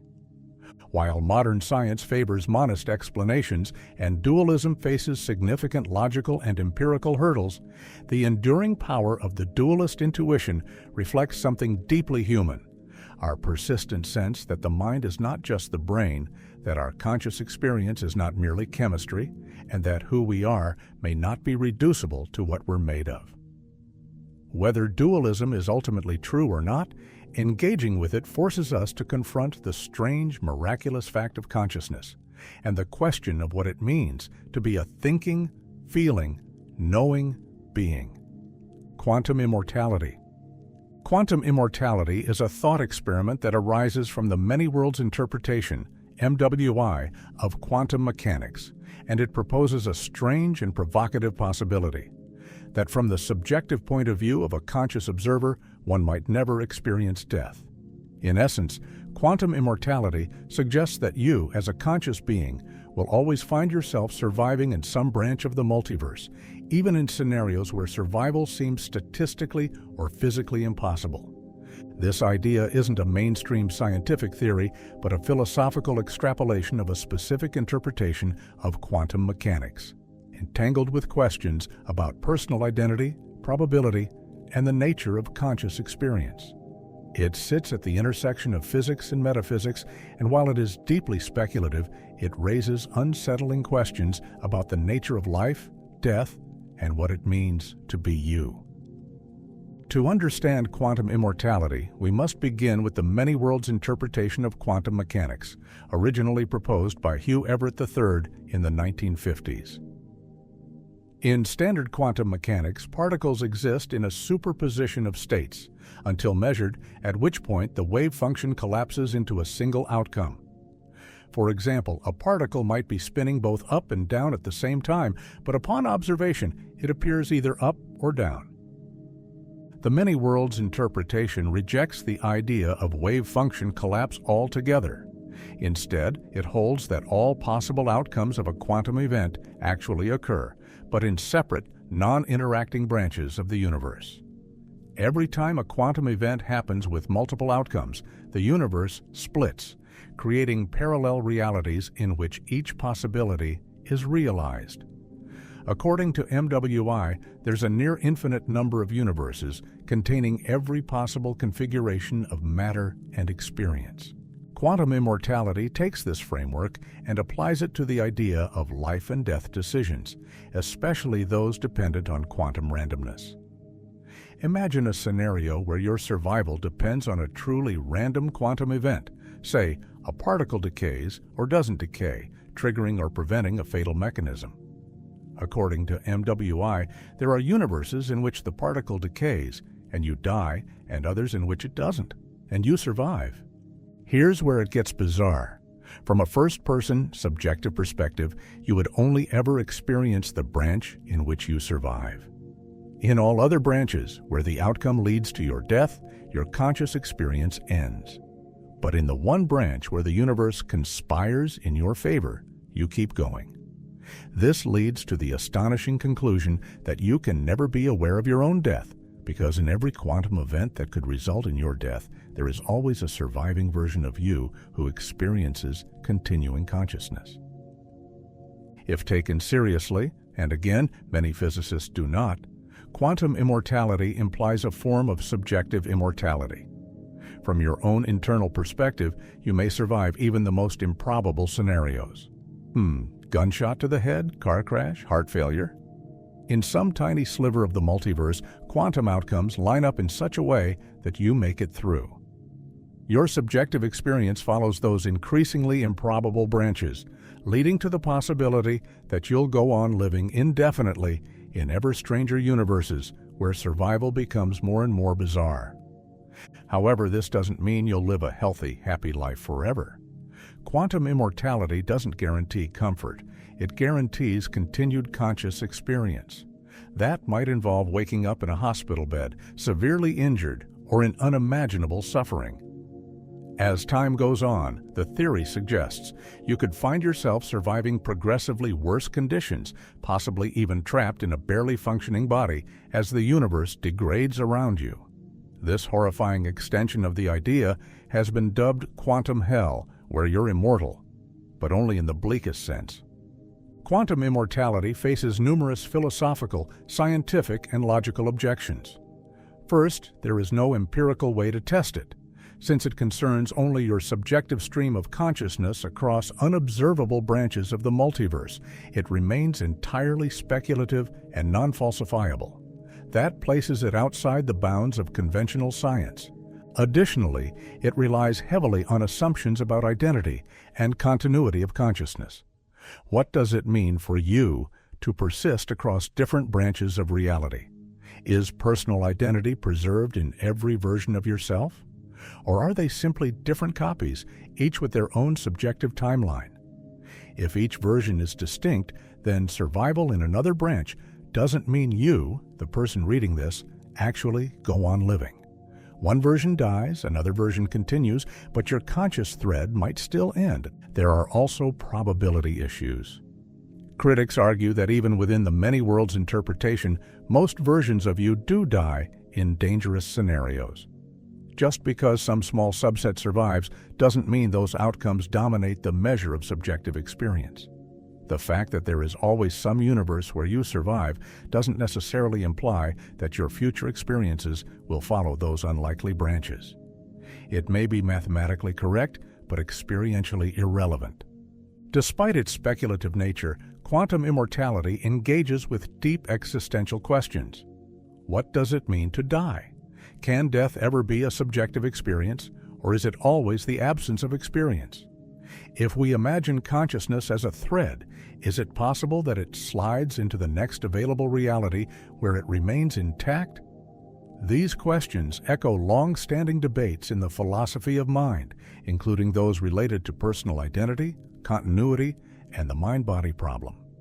In some ways, quantum immortality parallels religious ideas of eternal life or reincarnation, though without the spiritual or moral framework. It offers a form of afterlife, not governed by divine judgment, but by cold statistical inevitability in a quantum multiverse. Quantum immortality is not a mainstream scientific theory, but rather a philosophical and speculative thought experiment that leverages one interpretation of quantum mechanics to explore the boundaries of death, identity, and consciousness. Whether seen as a fascinating mind game or a haunting philosophical implication of the many worlds theory, it forces us to confront the strangeness of quantum reality and the fragility of our understanding of life and selfhood. It doesn't promise comfort, certainty, or even hope. What it does offer is a chillingly profound suggestion that from your point of view, death might never come, but survival may take forms you could never imagine and possibly never wish for. Libertarian free will. Libertarian free will is a philosophical position asserting that human beings possess genuine freedom of choice. That is, our actions are not determined by prior causes or external forces, but are instead the result of autonomous decision-making rooted in the self. It is a key stance within the broader debate about free will versus determinism, and it is often seen as a cornerstone of moral responsibility, personal identity, and human dignity. Libertarianism, in the metaphysical sense, not to be confused with the political ideology, holds two primary commitments. Free will exists. We sometimes act freely and could have done otherwise. Determinism is false, at least when it comes to human decision-making. This makes libertarian free will an incompatibilist view, meaning it denies that free will can coexist with a deterministically ordered universe. If every choice is the inevitable outcome of prior events, your genetics, upbringing, brain chemistry, and the laws of physics, then libertarians argue there is no room for true freedom. You were never in control to begin with. Libertarianism pushes back on this deterministic narrative and insists that, at least in some cases, you genuinely choose between real alternatives. The core idea behind libertarian free will is agent causation. Unlike event causation, where every event is caused by previous events in a causal chain, agent causation posits that an agent, a person, self, or soul, can initiate actions independently. In other words, you cause your decisions, not because of preceding physical or psychological conditions, but because of your autonomous will. To illustrate, imagine you are choosing between tea and coffee. A determinist would say that your choice is fully explainable by your past experiences, preferences, current brain states, and environmental cues. A libertarian, however, would argue that even with all those influences in place, you retain the ultimate power to choose either one. You are not bound by causality to pick what your brain or circumstances suggest. Libertarianism has roots in ancient philosophy, notably in the works of Aristotle, who emphasized voluntary action and moral responsibility. In the modern era, thinkers like Immanuel Kant upheld a version of libertarian freedom, arguing that moral obligations only make sense if we are capable of choosing freely. If we are not free, then the concept of morality collapses into absurdity. How can we be blamed or praised for actions we were forced to take? More contemporary libertarian philosophers, such as Roderick Chisholm, developed the concept of agent causation in direct response to both deterministic and compatibilist accounts of the will. Chisholm argued that moral responsibility depends on an agent initiating a causal chain rather than being part of one. This view gives humans a special role in the cosmos as originators of action, not just links in a deterministic chain. One of the most compelling reasons people believe in libertarian free will is the everyday intuition of freedom. When we deliberate, hesitate, weigh reasons, and ultimately decide, we feel as though we are choosing freely. We often reflect on our past decisions and think, I could have done otherwise. Libertarians argue that this internal sense of freedom, coupled with the widespread human practice of assigning moral responsibility, supports the view that we are not puppets of causality. Legal systems, too, rest heavily on this assumption. Concepts like guilt, punishment, reward, and praise make sense only if people are genuinely accountable for their actions. If all behavior is predetermined, the foundation for justice, reform, or blame is severely undermined. Libertarians argue that rejecting free will leads to moral nihilism, or at the very least, erodes the basis for moral evaluation.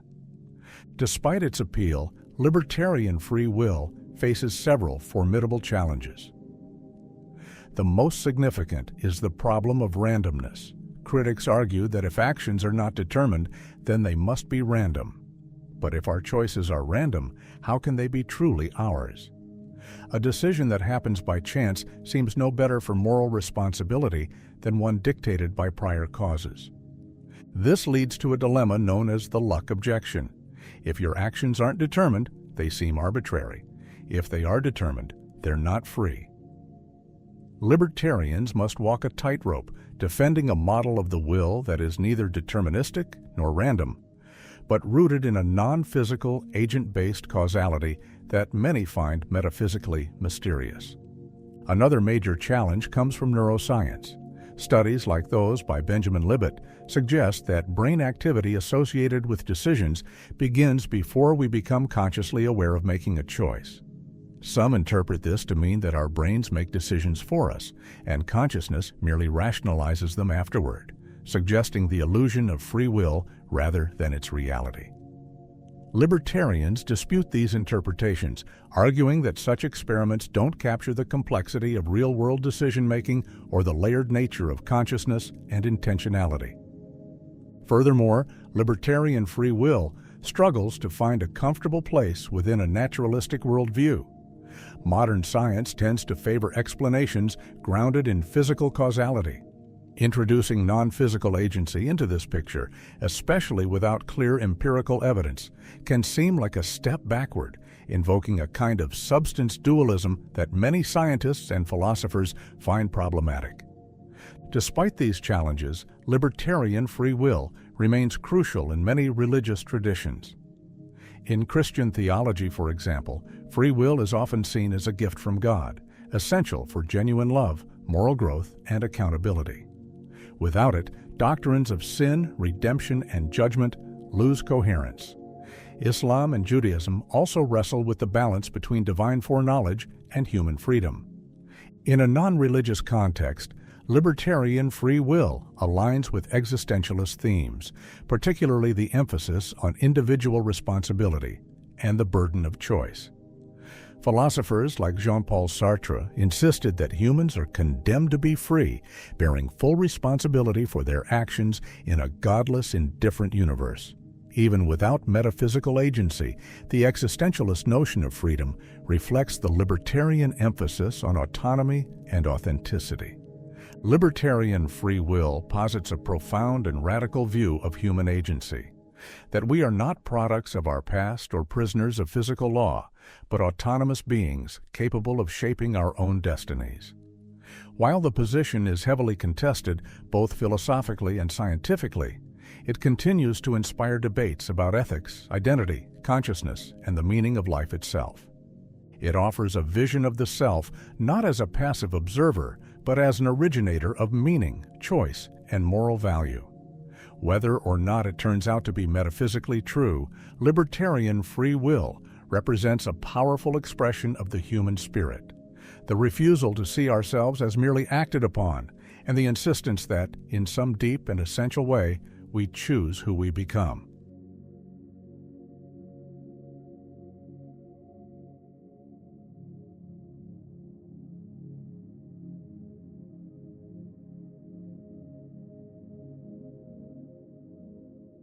The hard problem of consciousness. The hard problem of consciousness refers to the question of how and why physical processes in the brain give rise to subjective experience. Coined by philosopher David Chalmers in the mid-1990s, this problem distinguishes itself from the easy problems of consciousness, such as explaining attention, memory, perception, and behavior, by focusing on the internal first-person perspective of conscious experience, often referred to as qualia. For example, why does seeing the color red feel a certain way? Why does pain hurt? Why is there something it is like to be conscious at all? Chalmers introduced the hard problem as a challenge to purely physicalist or functionalist accounts of the mind. While neuroscience has made extraordinary progress in mapping correlations between brain states and mental functions, these correlations do not explain why those brain states feel like anything from the inside. A person may behave as if they are in pain, and their brain may show corresponding activity. But this doesn't clarify why there is a subjective feeling associated with that process. We can explain the mechanics of pain processing, but not the raw experience of it. This leads to a deeper philosophical divide. For centuries, thinkers have debated whether consciousness can be fully explained in physical terms. Materialists argue that mental states are identical to brain states and that science will eventually bridge the explanatory gap. They claim that what appears mysterious today will seem straightforward in the future, much like how the mystery of life was once solved by biochemistry. The hard problem, they argue, is hard only because we don't yet have a full understanding of the brain. Chalmers and other dualists or non-reductionists disagree. They argue that consciousness involves something fundamentally different from computation or physical interaction. According to Chalmers, even a complete understanding of all the neural activity in the brain wouldn't necessarily reveal why certain patterns of activity are accompanied by experiences. It's logically possible, he argues, to imagine a philosophical zombie, a being identical to a human in every way, physiologically and behaviorally, but lacking any inner awareness. The very conceivability of such a being, he claims, points to the fact that consciousness cannot be reduced to physical processes alone. This is where the hard problem gains its full weight. It's not just a scientific challenge, it's a conceptual one. The question isn't about discovering more facts, it's about understanding how consciousness fits into the framework of reality.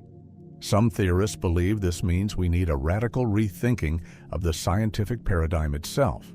Several alternative theories attempt to address the hard problem. One such approach is Panpsychism, which posits that consciousness is a fundamental feature of the universe, present to some degree in all matter. According to this view, just as particles possess mass and charge, they might also possess rudimentary forms of experience. Complex consciousness, like human self-awareness, would emerge from specific combinations of these proto-conscious components.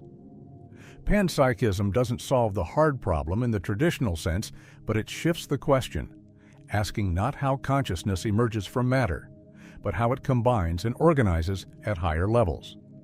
Another theory is integrated information theory, IIT, proposed by neuroscientist Giulio Tononi. IIT attempts to quantify consciousness as the integration of information across a system. It proposes a mathematical measure, called phi, that indicates the degree of consciousness in any physical system.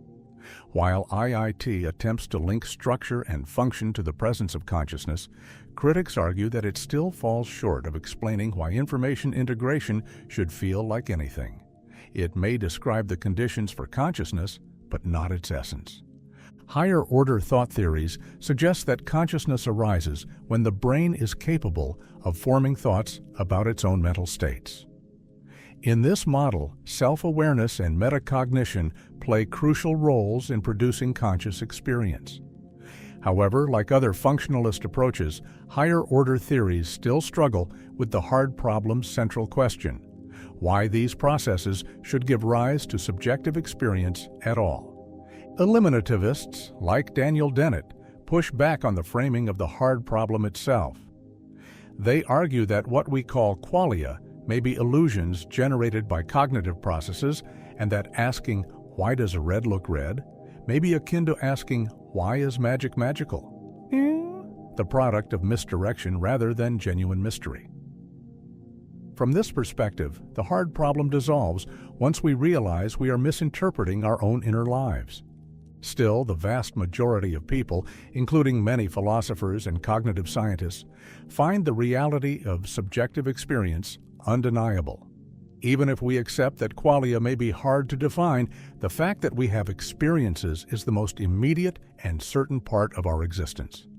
We know we are conscious, even if we don't understand how or why. The hard problem of consciousness remains one of the most profound puzzles in philosophy and science. It forces us to confront the limits of materialist explanations and asks whether our current scientific models can ever fully account for the richness of subjective life.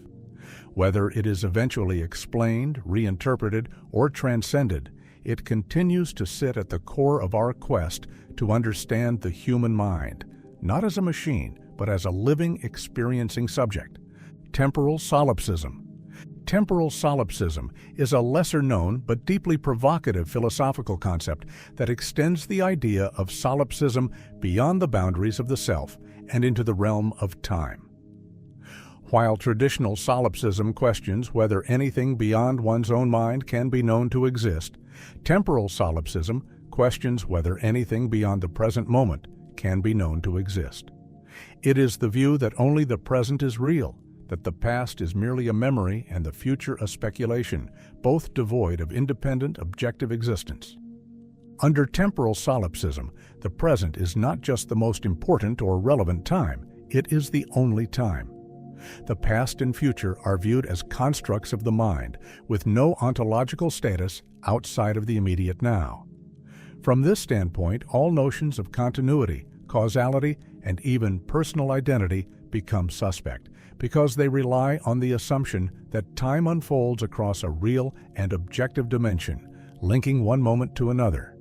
This idea intersects with and draws from various philosophical traditions and ideas, including phenomenology, idealism, and radical skepticism.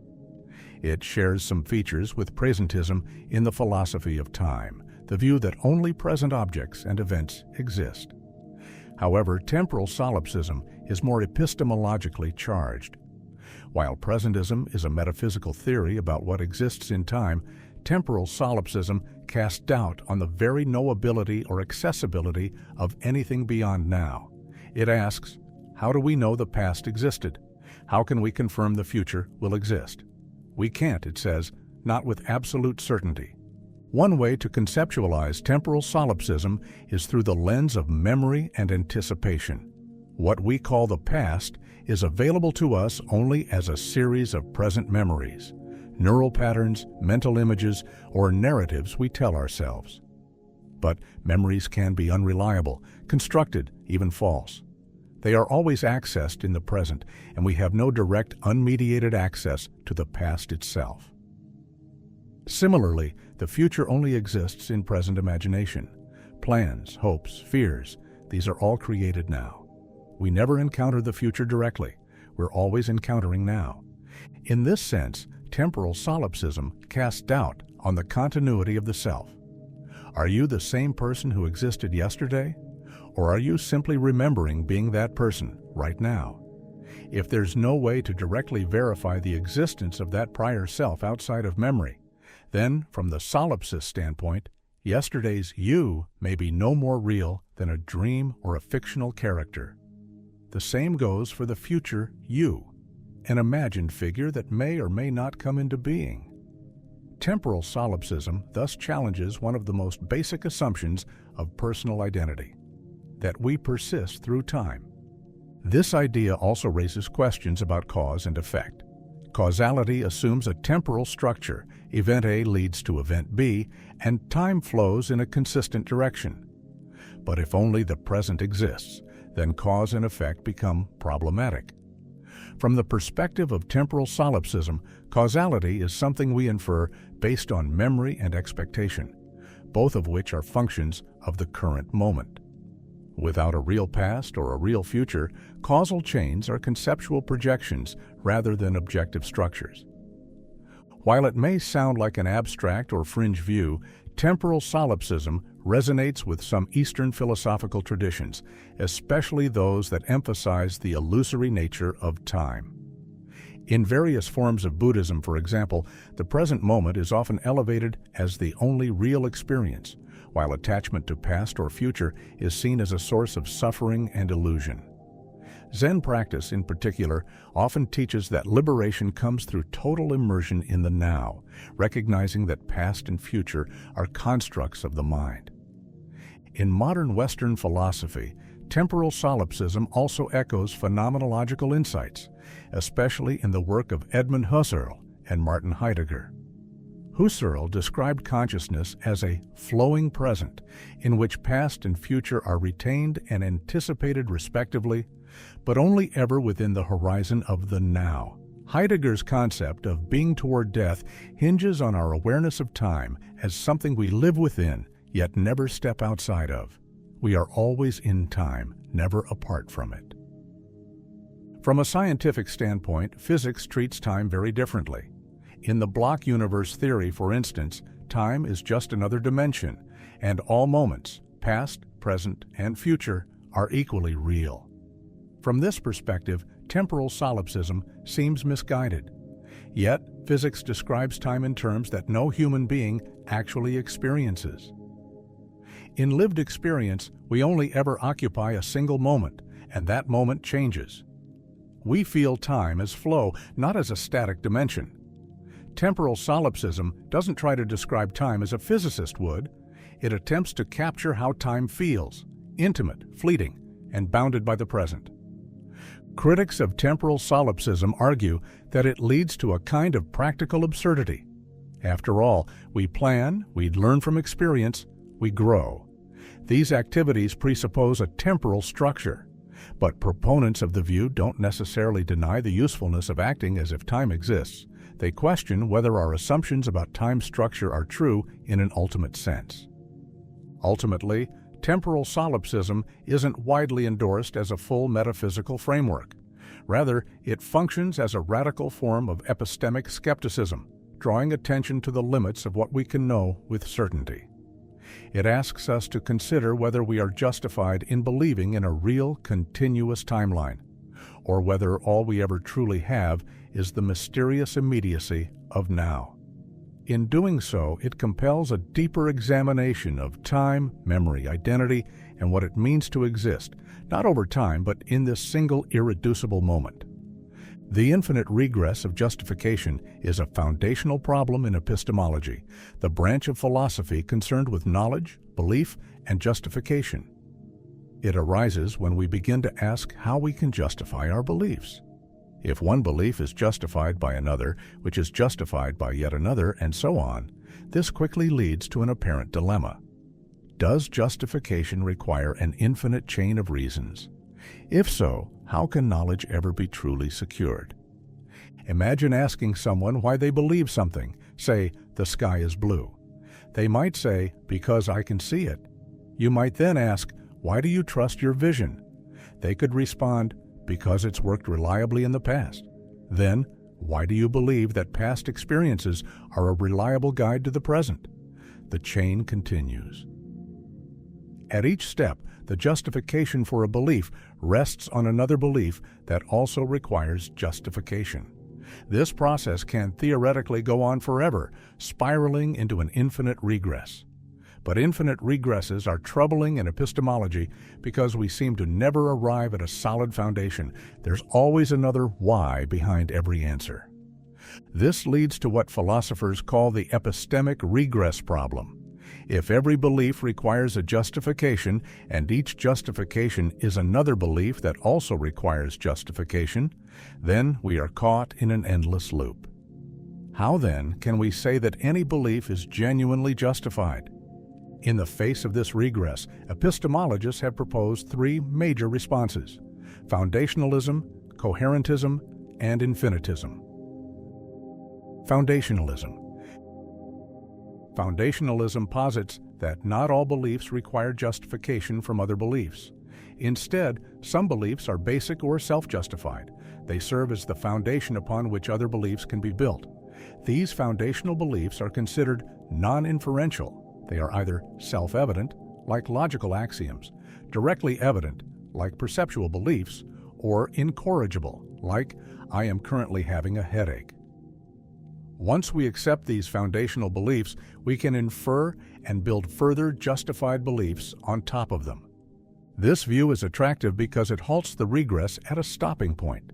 If some beliefs are justified without needing other beliefs, we avoid the infinite chain. However, foundationalism faces significant challenges, especially when it comes to identifying which beliefs qualify as truly basic. Some critics argue that no belief is immune to doubt or error. Even perceptual beliefs can be mistaken or illusory, and self-evident truths depend on linguistic, cultural, or cognitive contexts. Coherentism rejects the idea of foundational beliefs and instead argues that beliefs are justified by how well they cohere with a system of other beliefs. According to this view, a belief is justified if it fits logically and consistently within a web or network of interconnected beliefs. The structure is not linear, but holistic. Justification arises not from a base, but from mutual support among beliefs. This view avoids the need for an ultimate foundation and replaces it with internal consistency and explanatory power.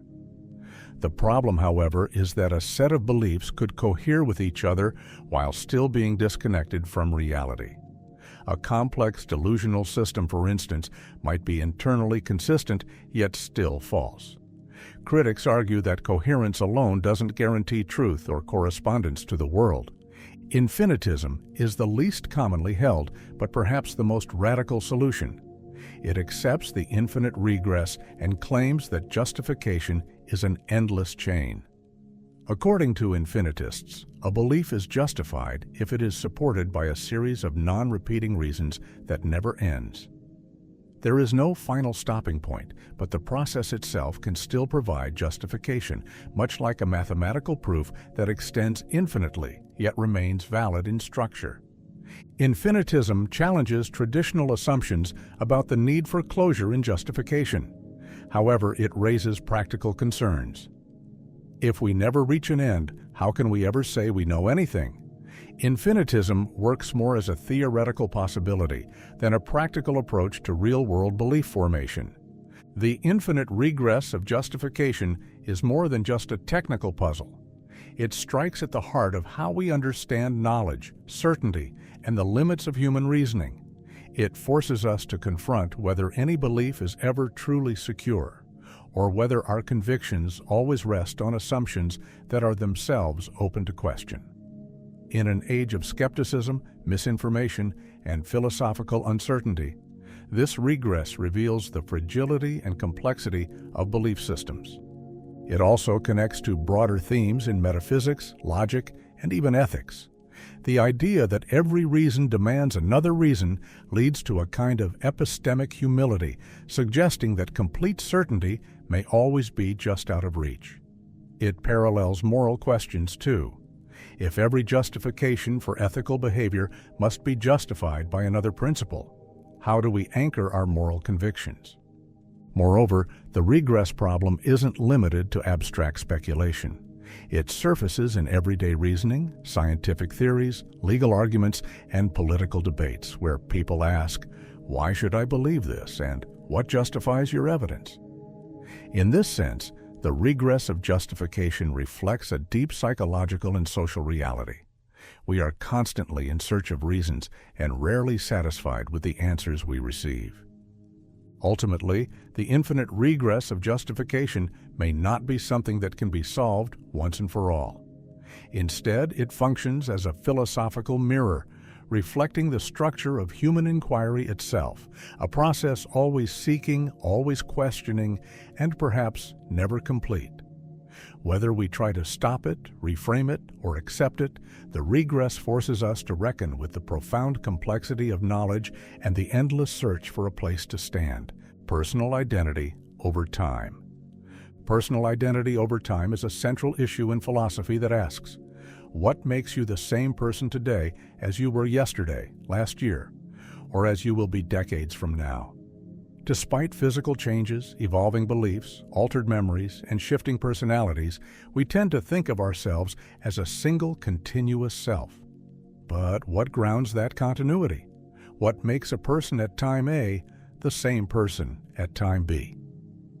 There are three major philosophical approaches that attempt to answer this question: psychological continuity, physical or bodily continuity, and the soul theory. The psychological continuity theory holds that personal identity is preserved through connections of memory, personality, intention, and consciousness.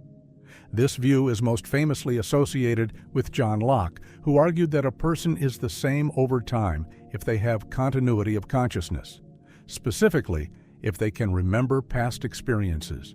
According to Locke, what matters isn't whether the same body persists, but whether the same mental awareness or memory persists. If you remember being the person who made a decision 5 years ago, then you are that person. This theory has intuitive appeal, but it also faces serious challenges. One problem is that memory is unreliable. Memories can be lost, distorted, or even fabricated. If memory is the basis of identity, then people with amnesia or degenerative cognitive disorders might not be considered the same person they were before, which seems counterintuitive. Another challenge is the possibility of duplicated memories.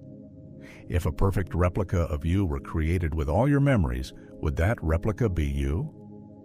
Psychological continuity theory struggles to handle situations involving fission, splitting, or duplication of minds. The second major approach is the bodily or biological continuity theory. According to this view, you are the same person over time because your physical organism continues to exist. This view is often favored in scientific and legal contexts because it offers a straightforward, observable criterion for identity. Your DNA, your physical body, and the unbroken biological process from birth onward provide a material basis for saying this is the same person. However, bodily continuity also has its problems. Our bodies change drastically over time. Cells die and regenerate, appearances shift, and injuries or illnesses can drastically alter function. Furthermore, the bodily view doesn't seem to capture what we mean when we think about who someone is on a deeper level. If someone's personality, memory, and consciousness were completely altered but their body remained intact, would we still consider them the same person? For many, identity is more about the internal mind than the external shell. The soul theory offers a third possibility. Rooted in religious and metaphysical traditions, it claims that what unites a person over time is an immaterial, non-physical soul. This soul remains constant despite changes in memory, personality, or body. It provides a stable anchor of identity that persists throughout life and possibly even beyond death. The soul theory aligns with intuitions about ultimate moral responsibility and eternal identity, particularly in the context of afterlife beliefs. The main challenge to the soul theory is that it's difficult to verify or observe. Since souls cannot be detected or measured, it becomes problematic to use them as a reliable criterion of personal identity. Critics argue that it's an appeal to mystery rather than a workable explanation, especially in a modern scientific worldview.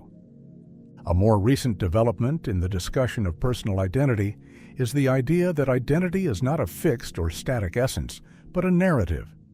On this view, championed by thinkers like Derek Parfit and Maria Schechtman, personal identity is constructed through the ongoing story we tell about ourselves. The self is a process, an evolving narrative that integrates memories, intentions, values, and relationships into a coherent whole.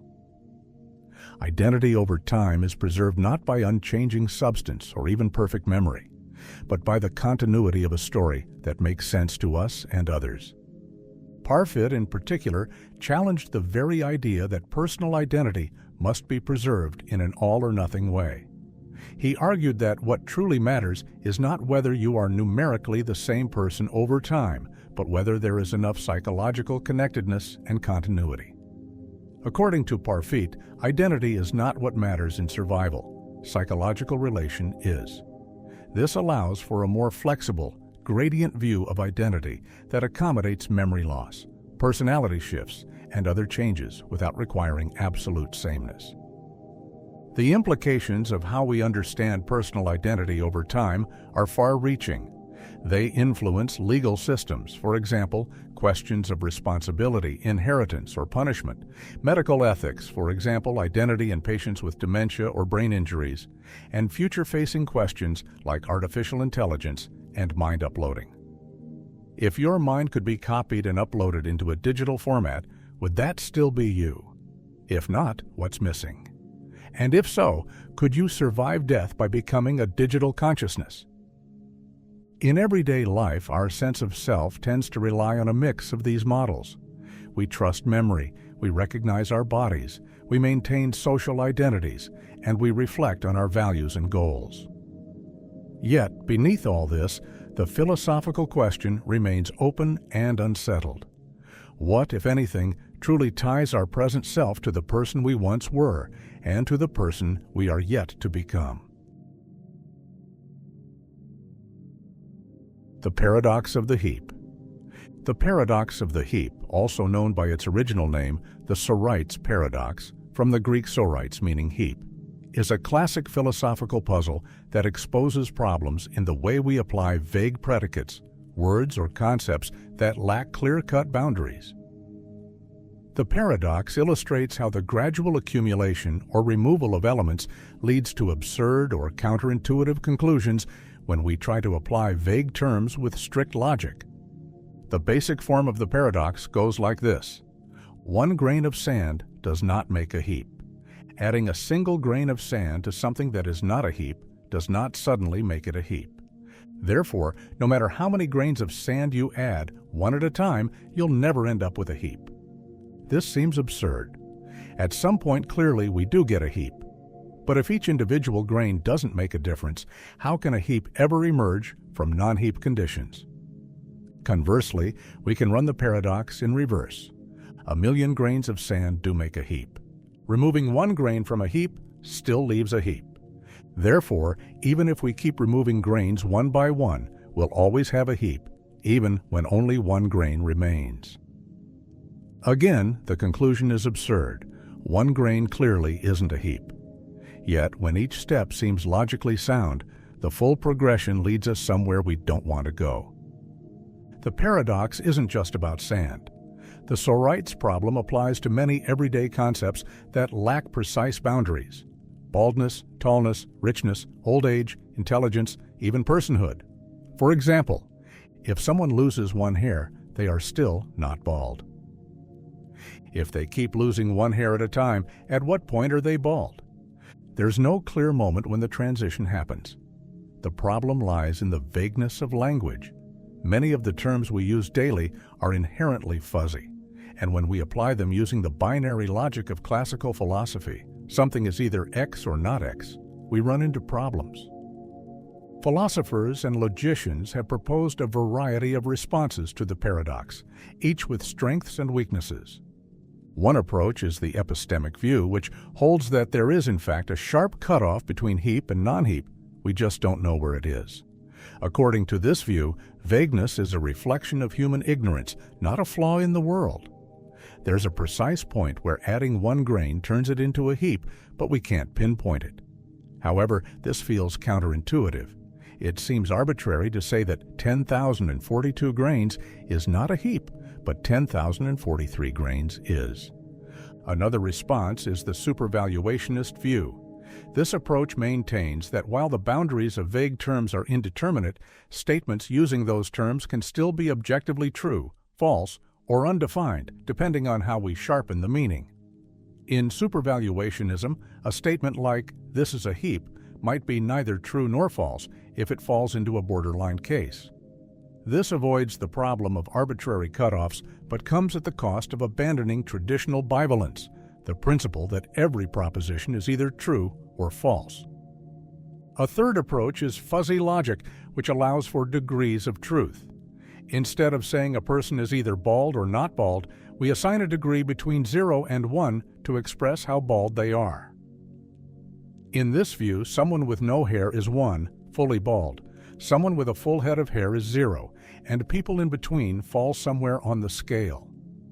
This system matches the gradations of everyday language, but it raises questions about whether this numeric representation truly captures the qualitative feel of concepts like heap or bald. There's also the contextualist approach, which argues that the meaning of vague terms depends on context. In some situations, 100 grains of sand might count as a heap, for example, on a desk, while in others it might not, for example, on a beach. On this view, the paradox arises from trying to apply a fixed standard where, in reality, none exists. The term heap is flexible and shaped by use, not governed by strict logical rules. The Sorites paradox also has implications for legal theory, ethics, cognitive science, and artificial intelligence. In law, for instance, determining when someone is an adult or what constitutes reasonable doubt involves thresholds that are vague. In AI and machine learning, systems often struggle with categorizing inputs when the criteria are inherently fuzzy or gradational. Understanding and managing vagueness is crucial in building systems that mimic human reasoning. Moreover, the paradox reveals a fundamental tension in our thinking. We tend to assume that reality is made up of neat categories and that language maps onto those categories cleanly. But in practice, the world is often fuzzy, fluid, and continuous, and our language is a best guess approximation.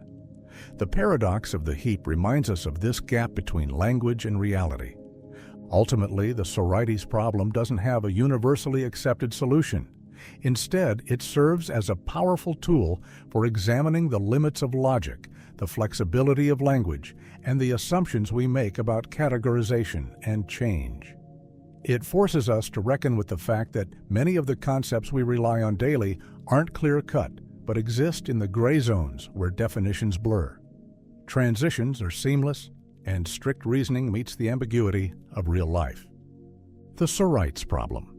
The Sorites Problem, also known as the Sorites Paradox or the Paradox of the Heap, is a classical philosophical dilemma that arises from the use of vague predicates, terms whose application is not precisely defined.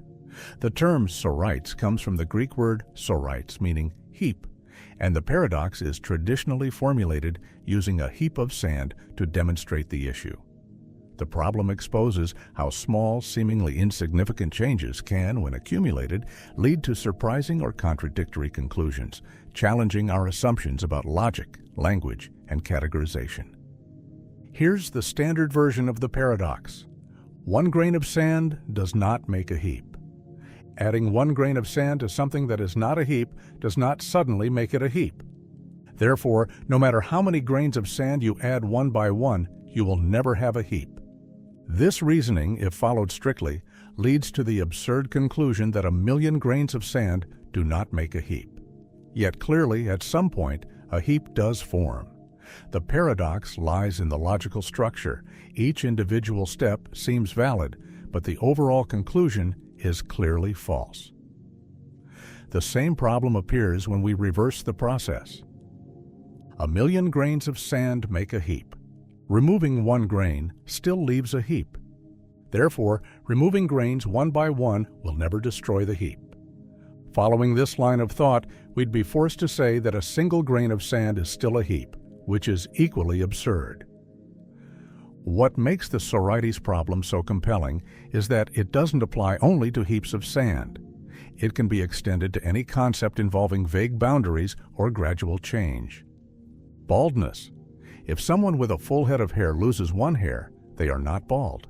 But at what point does hair loss lead to baldness? Tallness. If someone is tall, losing 1 millimeter in height doesn't make them short. So where is the line? Wealth. Taking away $1 doesn't make a millionaire poor. But can someone still be called rich after losing $1 at a time? The core issue is the indeterminacy of vague terms. Terms like heap, bald, tall, and rich are part of natural language, which is inherently imprecise and context-dependent. We use these terms fluidly without strict rules, but logic demands clarity and fixed boundaries. The Sorites problem shows what happens when we try to apply precise logic to fuzzy language. Several philosophical responses have been proposed to resolve or address the problem. 1. Epistemic theories.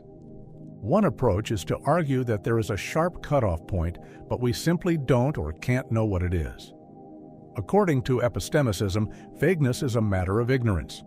There's an exact point where a non-heap becomes a heap, even if it seems arbitrary.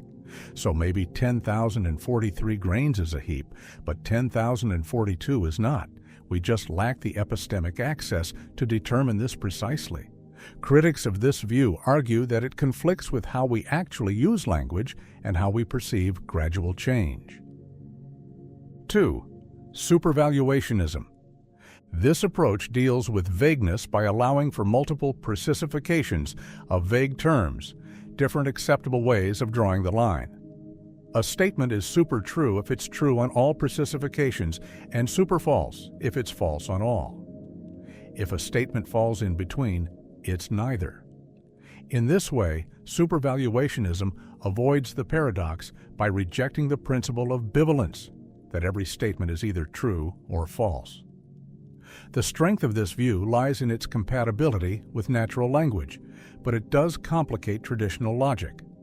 3. Fuzzy logic. Fuzzy logic assigns degrees of truth to statements. Instead of saying something is either a heap or not, we might say it's a heap to a degree of 0.7, 0.8, or 1. This accommodates the gradual nature of change and avoids the sharp boundaries that cause paradoxes. However, it raises the question of whether these degrees correspond to anything real or whether we're just mapping an artificial scale onto an intuitive problem. 4. Contextualism. Contextualists argue that the meaning of vague terms shifts depending on the context in which they're used. In one context, 100 grains might be a heap. In another, it might not. This approach reflects how language actually functions in daily life, but may not fully dissolve the logical structure of the paradox. 5. Rejecting the premises. Some philosophers suggest that the Sorites paradox works only because we accept certain assumptions uncritically, like the idea that adding or subtracting one grain never changes the status. They argue that this assumption is flawed.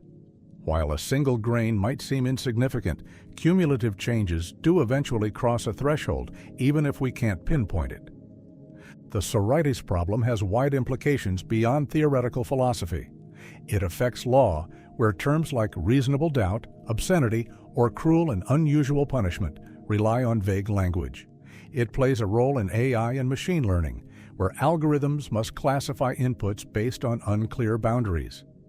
And it influences ethics, where we must judge when an action becomes harmful, excessive, or immoral across a spectrum.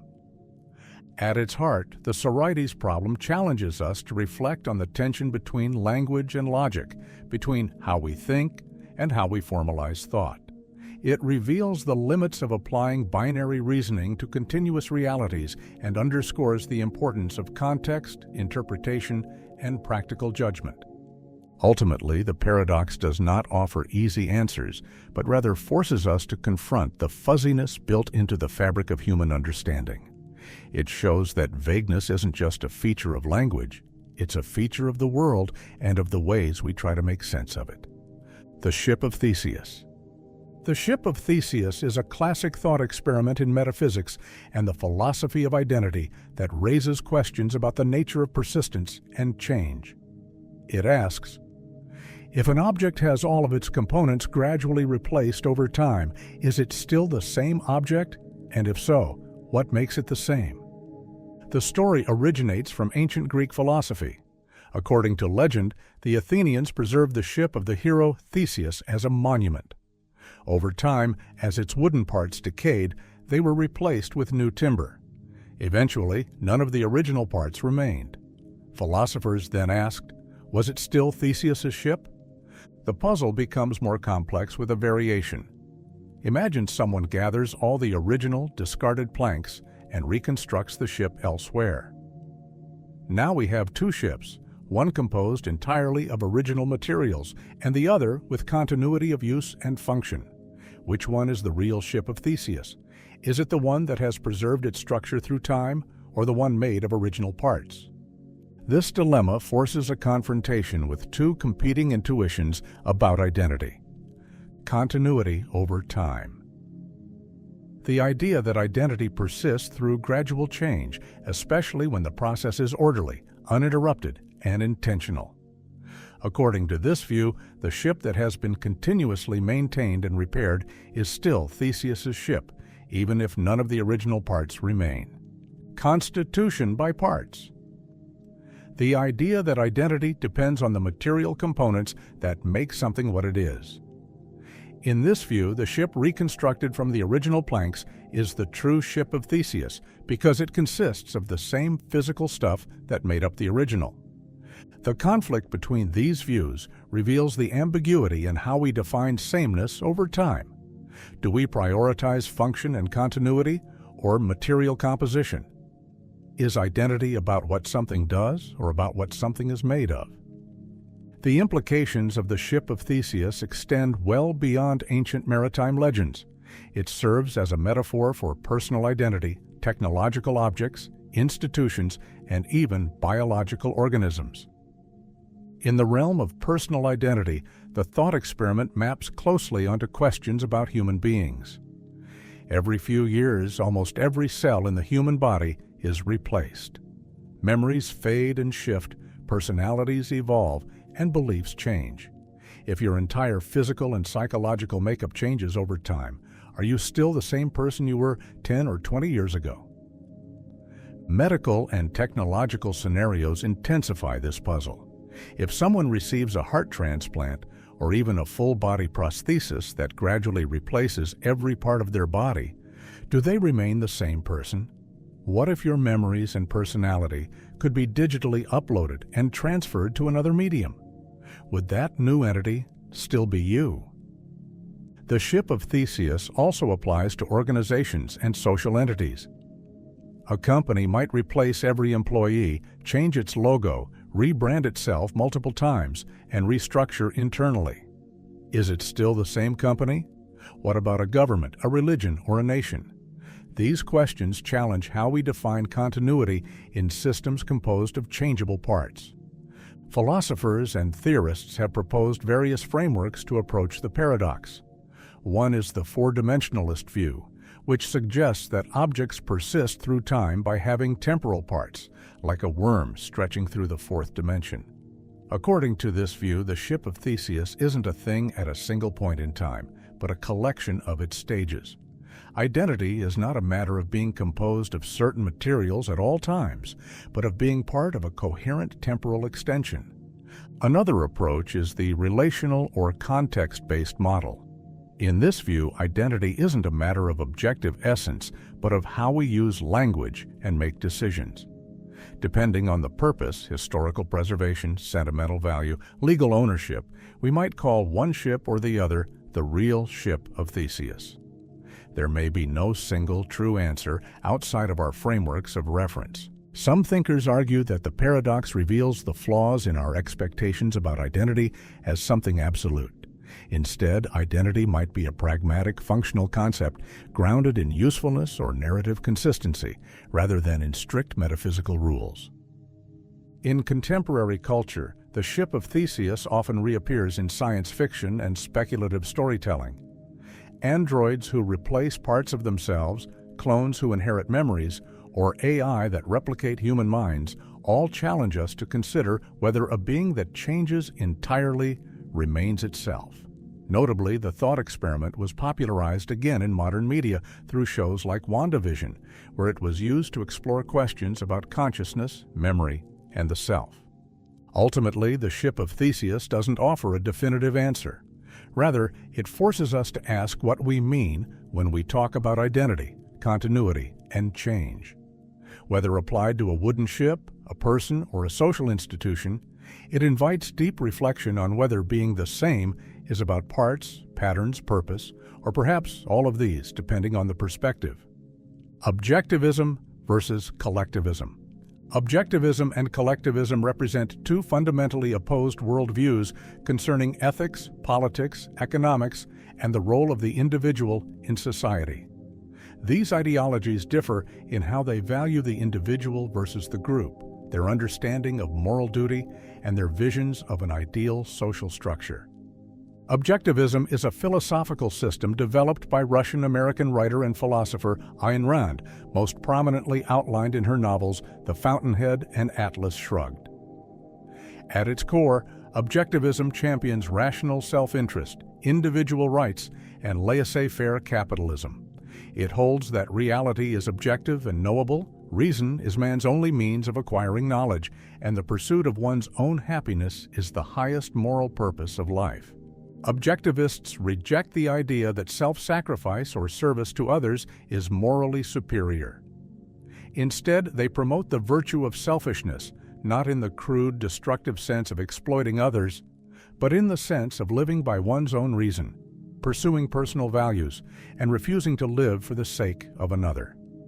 According to Rand, moral worth comes from independence, productivity, and the commitment to one's own life and values.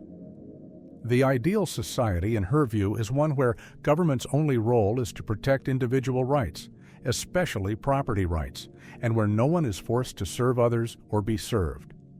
Collectivism, on the other hand, prioritizes the group, community, or society above the individual. It asserts that individuals are fundamentally interconnected and that their identities and responsibilities are shaped by their membership in larger social units, whether that's a family, class, nation, or humanity as a whole. Collectivism emphasizes shared goals, cooperative action, and the moral importance of working for the common good. In collectivist systems, individual interests may be subordinated to the needs or welfare of the group. This can manifest in various ways, from social safety nets and public health initiatives to more extreme forms like state socialism or communism, where private property and individual enterprise are curtailed in favor of equal distribution and central planning. Philosophical roots of collectivism can be traced to thinkers like Jean-Jacques Rousseau, Karl Marx, and many strands of religious and cultural traditions that emphasize duty, compassion, and interdependence. The conflict between these two philosophies is most evident in their contrasting views on morality and freedom. From the objectivist perspective, collectivism is morally corrupt because it denies the moral primacy of the individual. Rand argued that collectivism leads to statism, totalitarianism, and the destruction of personal liberty. When the individual is forced to live for others, whether by taxation, regulation, or moral guilt, the result is a society where creativity, innovation, and integrity are crushed under conformity and coercion. She described collectivism as the philosophical root of communism, fascism, and all forms of dictatorship. Collectivists, in contrast, criticize objectivism for promoting alienation, inequality, and social fragmentation. They argue that a society built solely on individualism overlooks the realities of human dependency and interconnection. No one is truly self-made. Everyone benefits from public infrastructure, education, and shared resources. Collectivism emphasizes that justice and compassion require us to care for the vulnerable and to ensure that basic needs are met for all members of society, not just those who can thrive independently. The clash also extends to economics. Objectivists advocate for free market capitalism, seeing it as the only system compatible with individual rights. They argue that voluntary exchange, private ownership, and the profit motive lead to innovation, prosperity, and moral clarity. In contrast, collectivists often support mixed economies, welfare states, or socialist models where wealth is redistributed to ensure a more equitable society. They view capitalism as exploitative, concentrating power and wealth in the hands of a few while marginalizing the many. In practical politics, this philosophical divide plays out in debates over taxation, regulation, healthcare, education, and social programs. Objectivists resist government intervention, seeing it as a violation of personal liberty and a form of legalized altruism. Collectivists support such interventions as expressions of solidarity and justice, necessary to balance social inequalities and protect the vulnerable. This philosophical tension is not just theoretical, it shapes cultural attitudes toward success, responsibility, and human worth. In objectivism, the entrepreneur, inventor, or artist who follows their vision despite social resistance is the moral hero. In collectivism, the teacher, nurse, or public servant who dedicates their life to the community is often idealized. Ultimately, objectivism and collectivism represent two contrasting answers to a fundamental question. What is the proper relationship between the individual and society? One says the individual is an end in themselves and society must serve the individual. The other says the individual is part of a greater whole and moral life involves serving that whole. Both perspectives have strengths and weaknesses. Objectivism defends personal freedom, ambition, and the integrity of self. Collectivism fosters empathy, cooperation, and shared responsibility. Real-world societies often mix elements of both, seeking a balance between liberty and solidarity. The ongoing tension between these ideals continues to shape not only policy and governance, but also our deeper cultural values about what it means to live well and live together. The paradox of tolerance. The paradox of tolerance is a philosophical concept introduced by Austrian-born philosopher Karl Popper in his 1945 work, The Open Society and Its Enemies. The paradox centers on a critical dilemma for liberal and open societies. If a society is tolerant without limit, its ability to remain tolerant will eventually be destroyed by the intolerant. Popper's core idea is that in an unrestrictedly tolerant society, allowing intolerant ideologies and individuals to operate freely, especially those that actively seek to suppress or eliminate others' freedoms, can lead to the erosion of tolerance itself. In other words, by tolerating intolerance, we may be enabling it to grow powerful enough to dominate, silence, or destroy the very freedoms that allowed it to flourish in the first place. The paradox unfolds like this. A tolerant society allows a wide range of views, speech, and behaviors, even those it finds disagreeable or offensive. Some intolerant groups exploit that freedom to promote authoritarianism, bigotry, or violent ideologies that aim to suppress others' rights. If society continues to tolerate these intolerant forces without restriction, it risks becoming dominated by them. Therefore, in order to maintain a tolerant society, we must sometimes refuse to tolerate the intolerant. This is where the paradox emerges. Tolerance, which is generally seen as a virtue of open-mindedness and pluralism, seems to require its own contradiction, intolerance of intolerance. Popper was careful to make a distinction between intolerant ideologies and peaceful discourse. He emphasized that mere expression of unpopular opinions should not be censored. Only when intolerant groups use violence or propaganda to silence others should they be actively resisted. He wasn't advocating for authoritarian suppression of free speech, but arguing for a form of self-defense of the open society. Tolerance, in his view, doesn't mean suicide. The paradox of tolerance has grown especially relevant in modern democracies, where debates around free speech, hate speech, political extremism, and censorship are ongoing. In liberal societies that uphold freedom of expression, the challenge lies in defining the limits of that freedom. At what point does tolerating hate, racism, or authoritarian rhetoric cross into enabling it? Supporters of Popper's view argue that tolerating extremist ideologies can lead to democratic backsliding. History offers many examples where fascist or authoritarian groups exploited democratic institutions, rising to power through elections or free expression, only to dismantle those very systems once in control. Nazi Germany is often cited as a key example where tolerance allowed the Nazis to grow under the Weimar Republic, ultimately resulting in the destruction of democracy itself. Opponents of restricting intolerant views often raise concerns about slippery slopes. They argue that once a society begins to censor or criminalize certain beliefs, even harmful ones, it may set dangerous precedents. Who decides what counts as intolerant?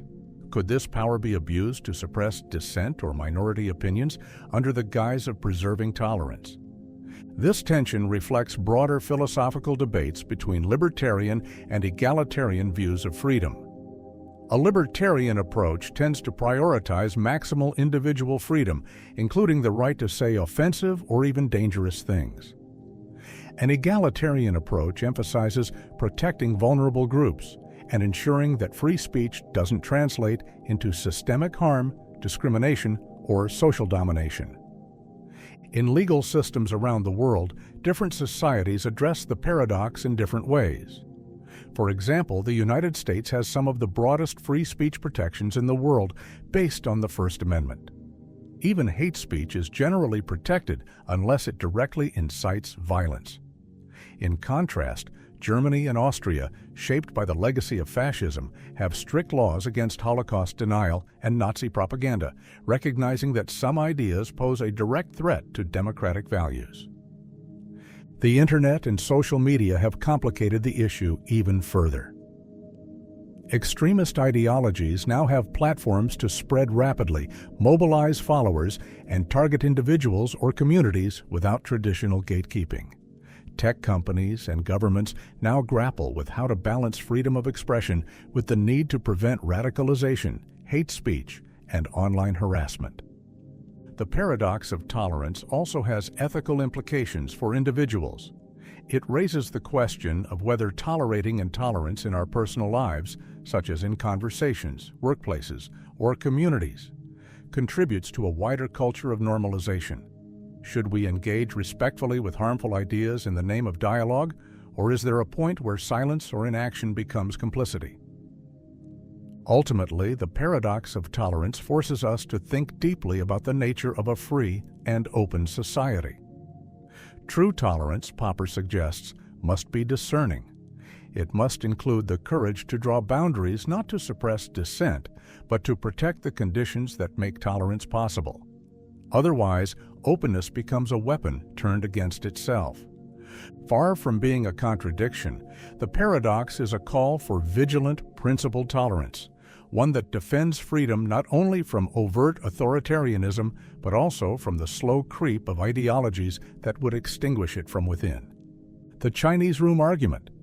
The Chinese room argument is a philosophical thought experiment developed by John Searle in 1980 as a challenge to the idea that computers, or artificial intelligence, can possess genuine understanding or consciousness simply by manipulating symbols. It directly targets a position known as strong AI, which claims that a sufficiently programmed computer doesn't just simulate human understanding, it actually understands and has mental states just like a human being. The thought experiment goes like this. Imagine a person who does not speak or understand Chinese is locked in a room. Inside the room are baskets full of Chinese characters, symbols, a book of rules in English for how to manipulate these characters, and blank paper. People outside the room pass in written questions in Chinese. The person inside uses the rule book to match the input characters with appropriate output characters, producing responses in Chinese that are then passed back outside. To the Chinese speakers outside the room, it appears as if the person inside understands Chinese perfectly. The responses are coherent, fluent, and appropriate. But Searle argues, does the person in the room actually understand Chinese? Clearly not. They are simply manipulating symbols based on formal rules without knowing the meaning of any of them. They have no comprehension of the language, only the ability to process inputs and generate outputs according to syntactic rules. Searle uses this scenario to claim that computers operate in the same way. They manipulate symbols according to programmed rules, syntax, but they do not understand the meaning, semantics, of the information they process. Therefore, even if a computer appears to understand language or think intelligently, it doesn't truly have understanding. It merely simulates it. This argument has powerful implications for debates about artificial intelligence, consciousness, and cognitive science. It suggests that no matter how intelligent or human-like a computer seems, it is not thinking in the way humans do. It has no awareness, no intentionality, no subjective experience. It's just a system for symbol manipulation. Searle distinguishes between strong AI and weak AI. Weak AI treats AI systems as tools to simulate thinking and aid in understanding human cognition. Strong AI claims that the machine actually has a mind, consciousness, or understanding. The Chinese room targets strong AI specifically, arguing that syntax alone is insufficient for semantics. Several key concepts are embedded in this argument. Syntax versus semantics. Syntax refers to formal rules and structure, how symbols are arranged. Semantics refers to meaning, what the symbols represent. Searle's point is that a computer can follow syntactic rules perfectly, but still lack any grasp of semantics. Intentionality. A term in philosophy of mind, referring to the capacity of mental states to be about something. Thoughts have content. They are directed at objects, concepts, ideas. Searle argues that computers lacking true mental states also lack intentionality.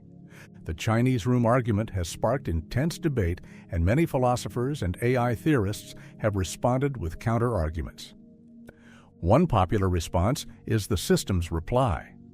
It concedes that while the individual in the room doesn't understand Chinese, the entire system, person, rulebook, and room, does. The understanding, it suggests, doesn't reside in the individual parts, but in the functioning of the system as a whole. Searle rejects this, arguing that even if the person internalized the entire system, memorized the rulebook, did the operations in their head, they still wouldn't understand Chinese. They'd still just be manipulating symbols. Another objection is the robot reply, which argues that a computer connected to the world via sensors and actuators like a robot might develop understanding through embodied experience. If the system could interact with the world, perceive objects, and learn from consequences, it might form meaningful mental representations. Searle counters this by saying that adding cameras and limbs doesn't change the fundamental operation. The robot is still just processing inputs and producing outputs without real understanding. Some critics argue that Searle's intuition, clearly the person doesn't understand, is misleading.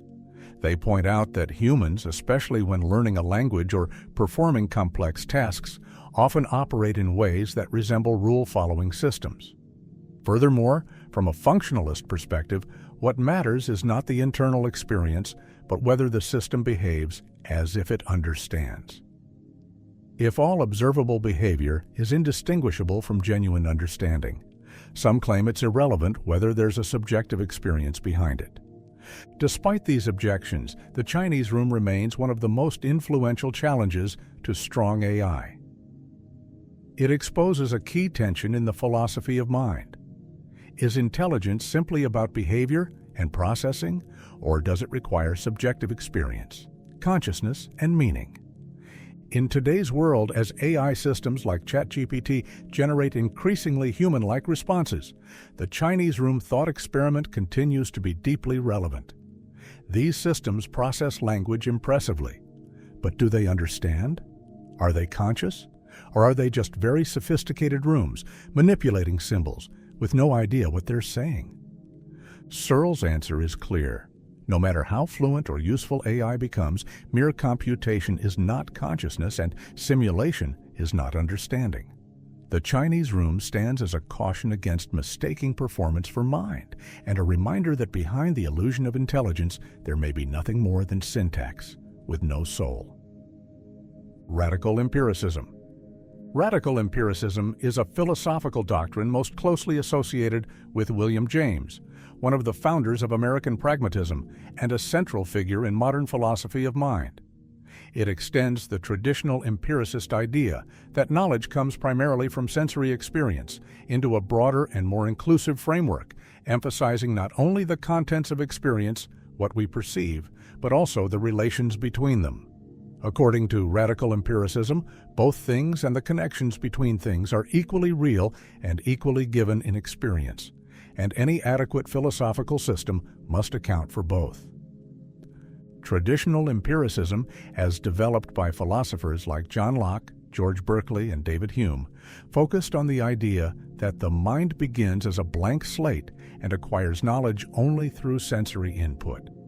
Concepts and ideas are thought to be built up from impressions, what we see, hear, touch, and so on. However, this model often struggles with explaining how we come to understand abstract concepts, causality, continuity, or identity, none of which are directly sensed in the same way as, say, color or sound.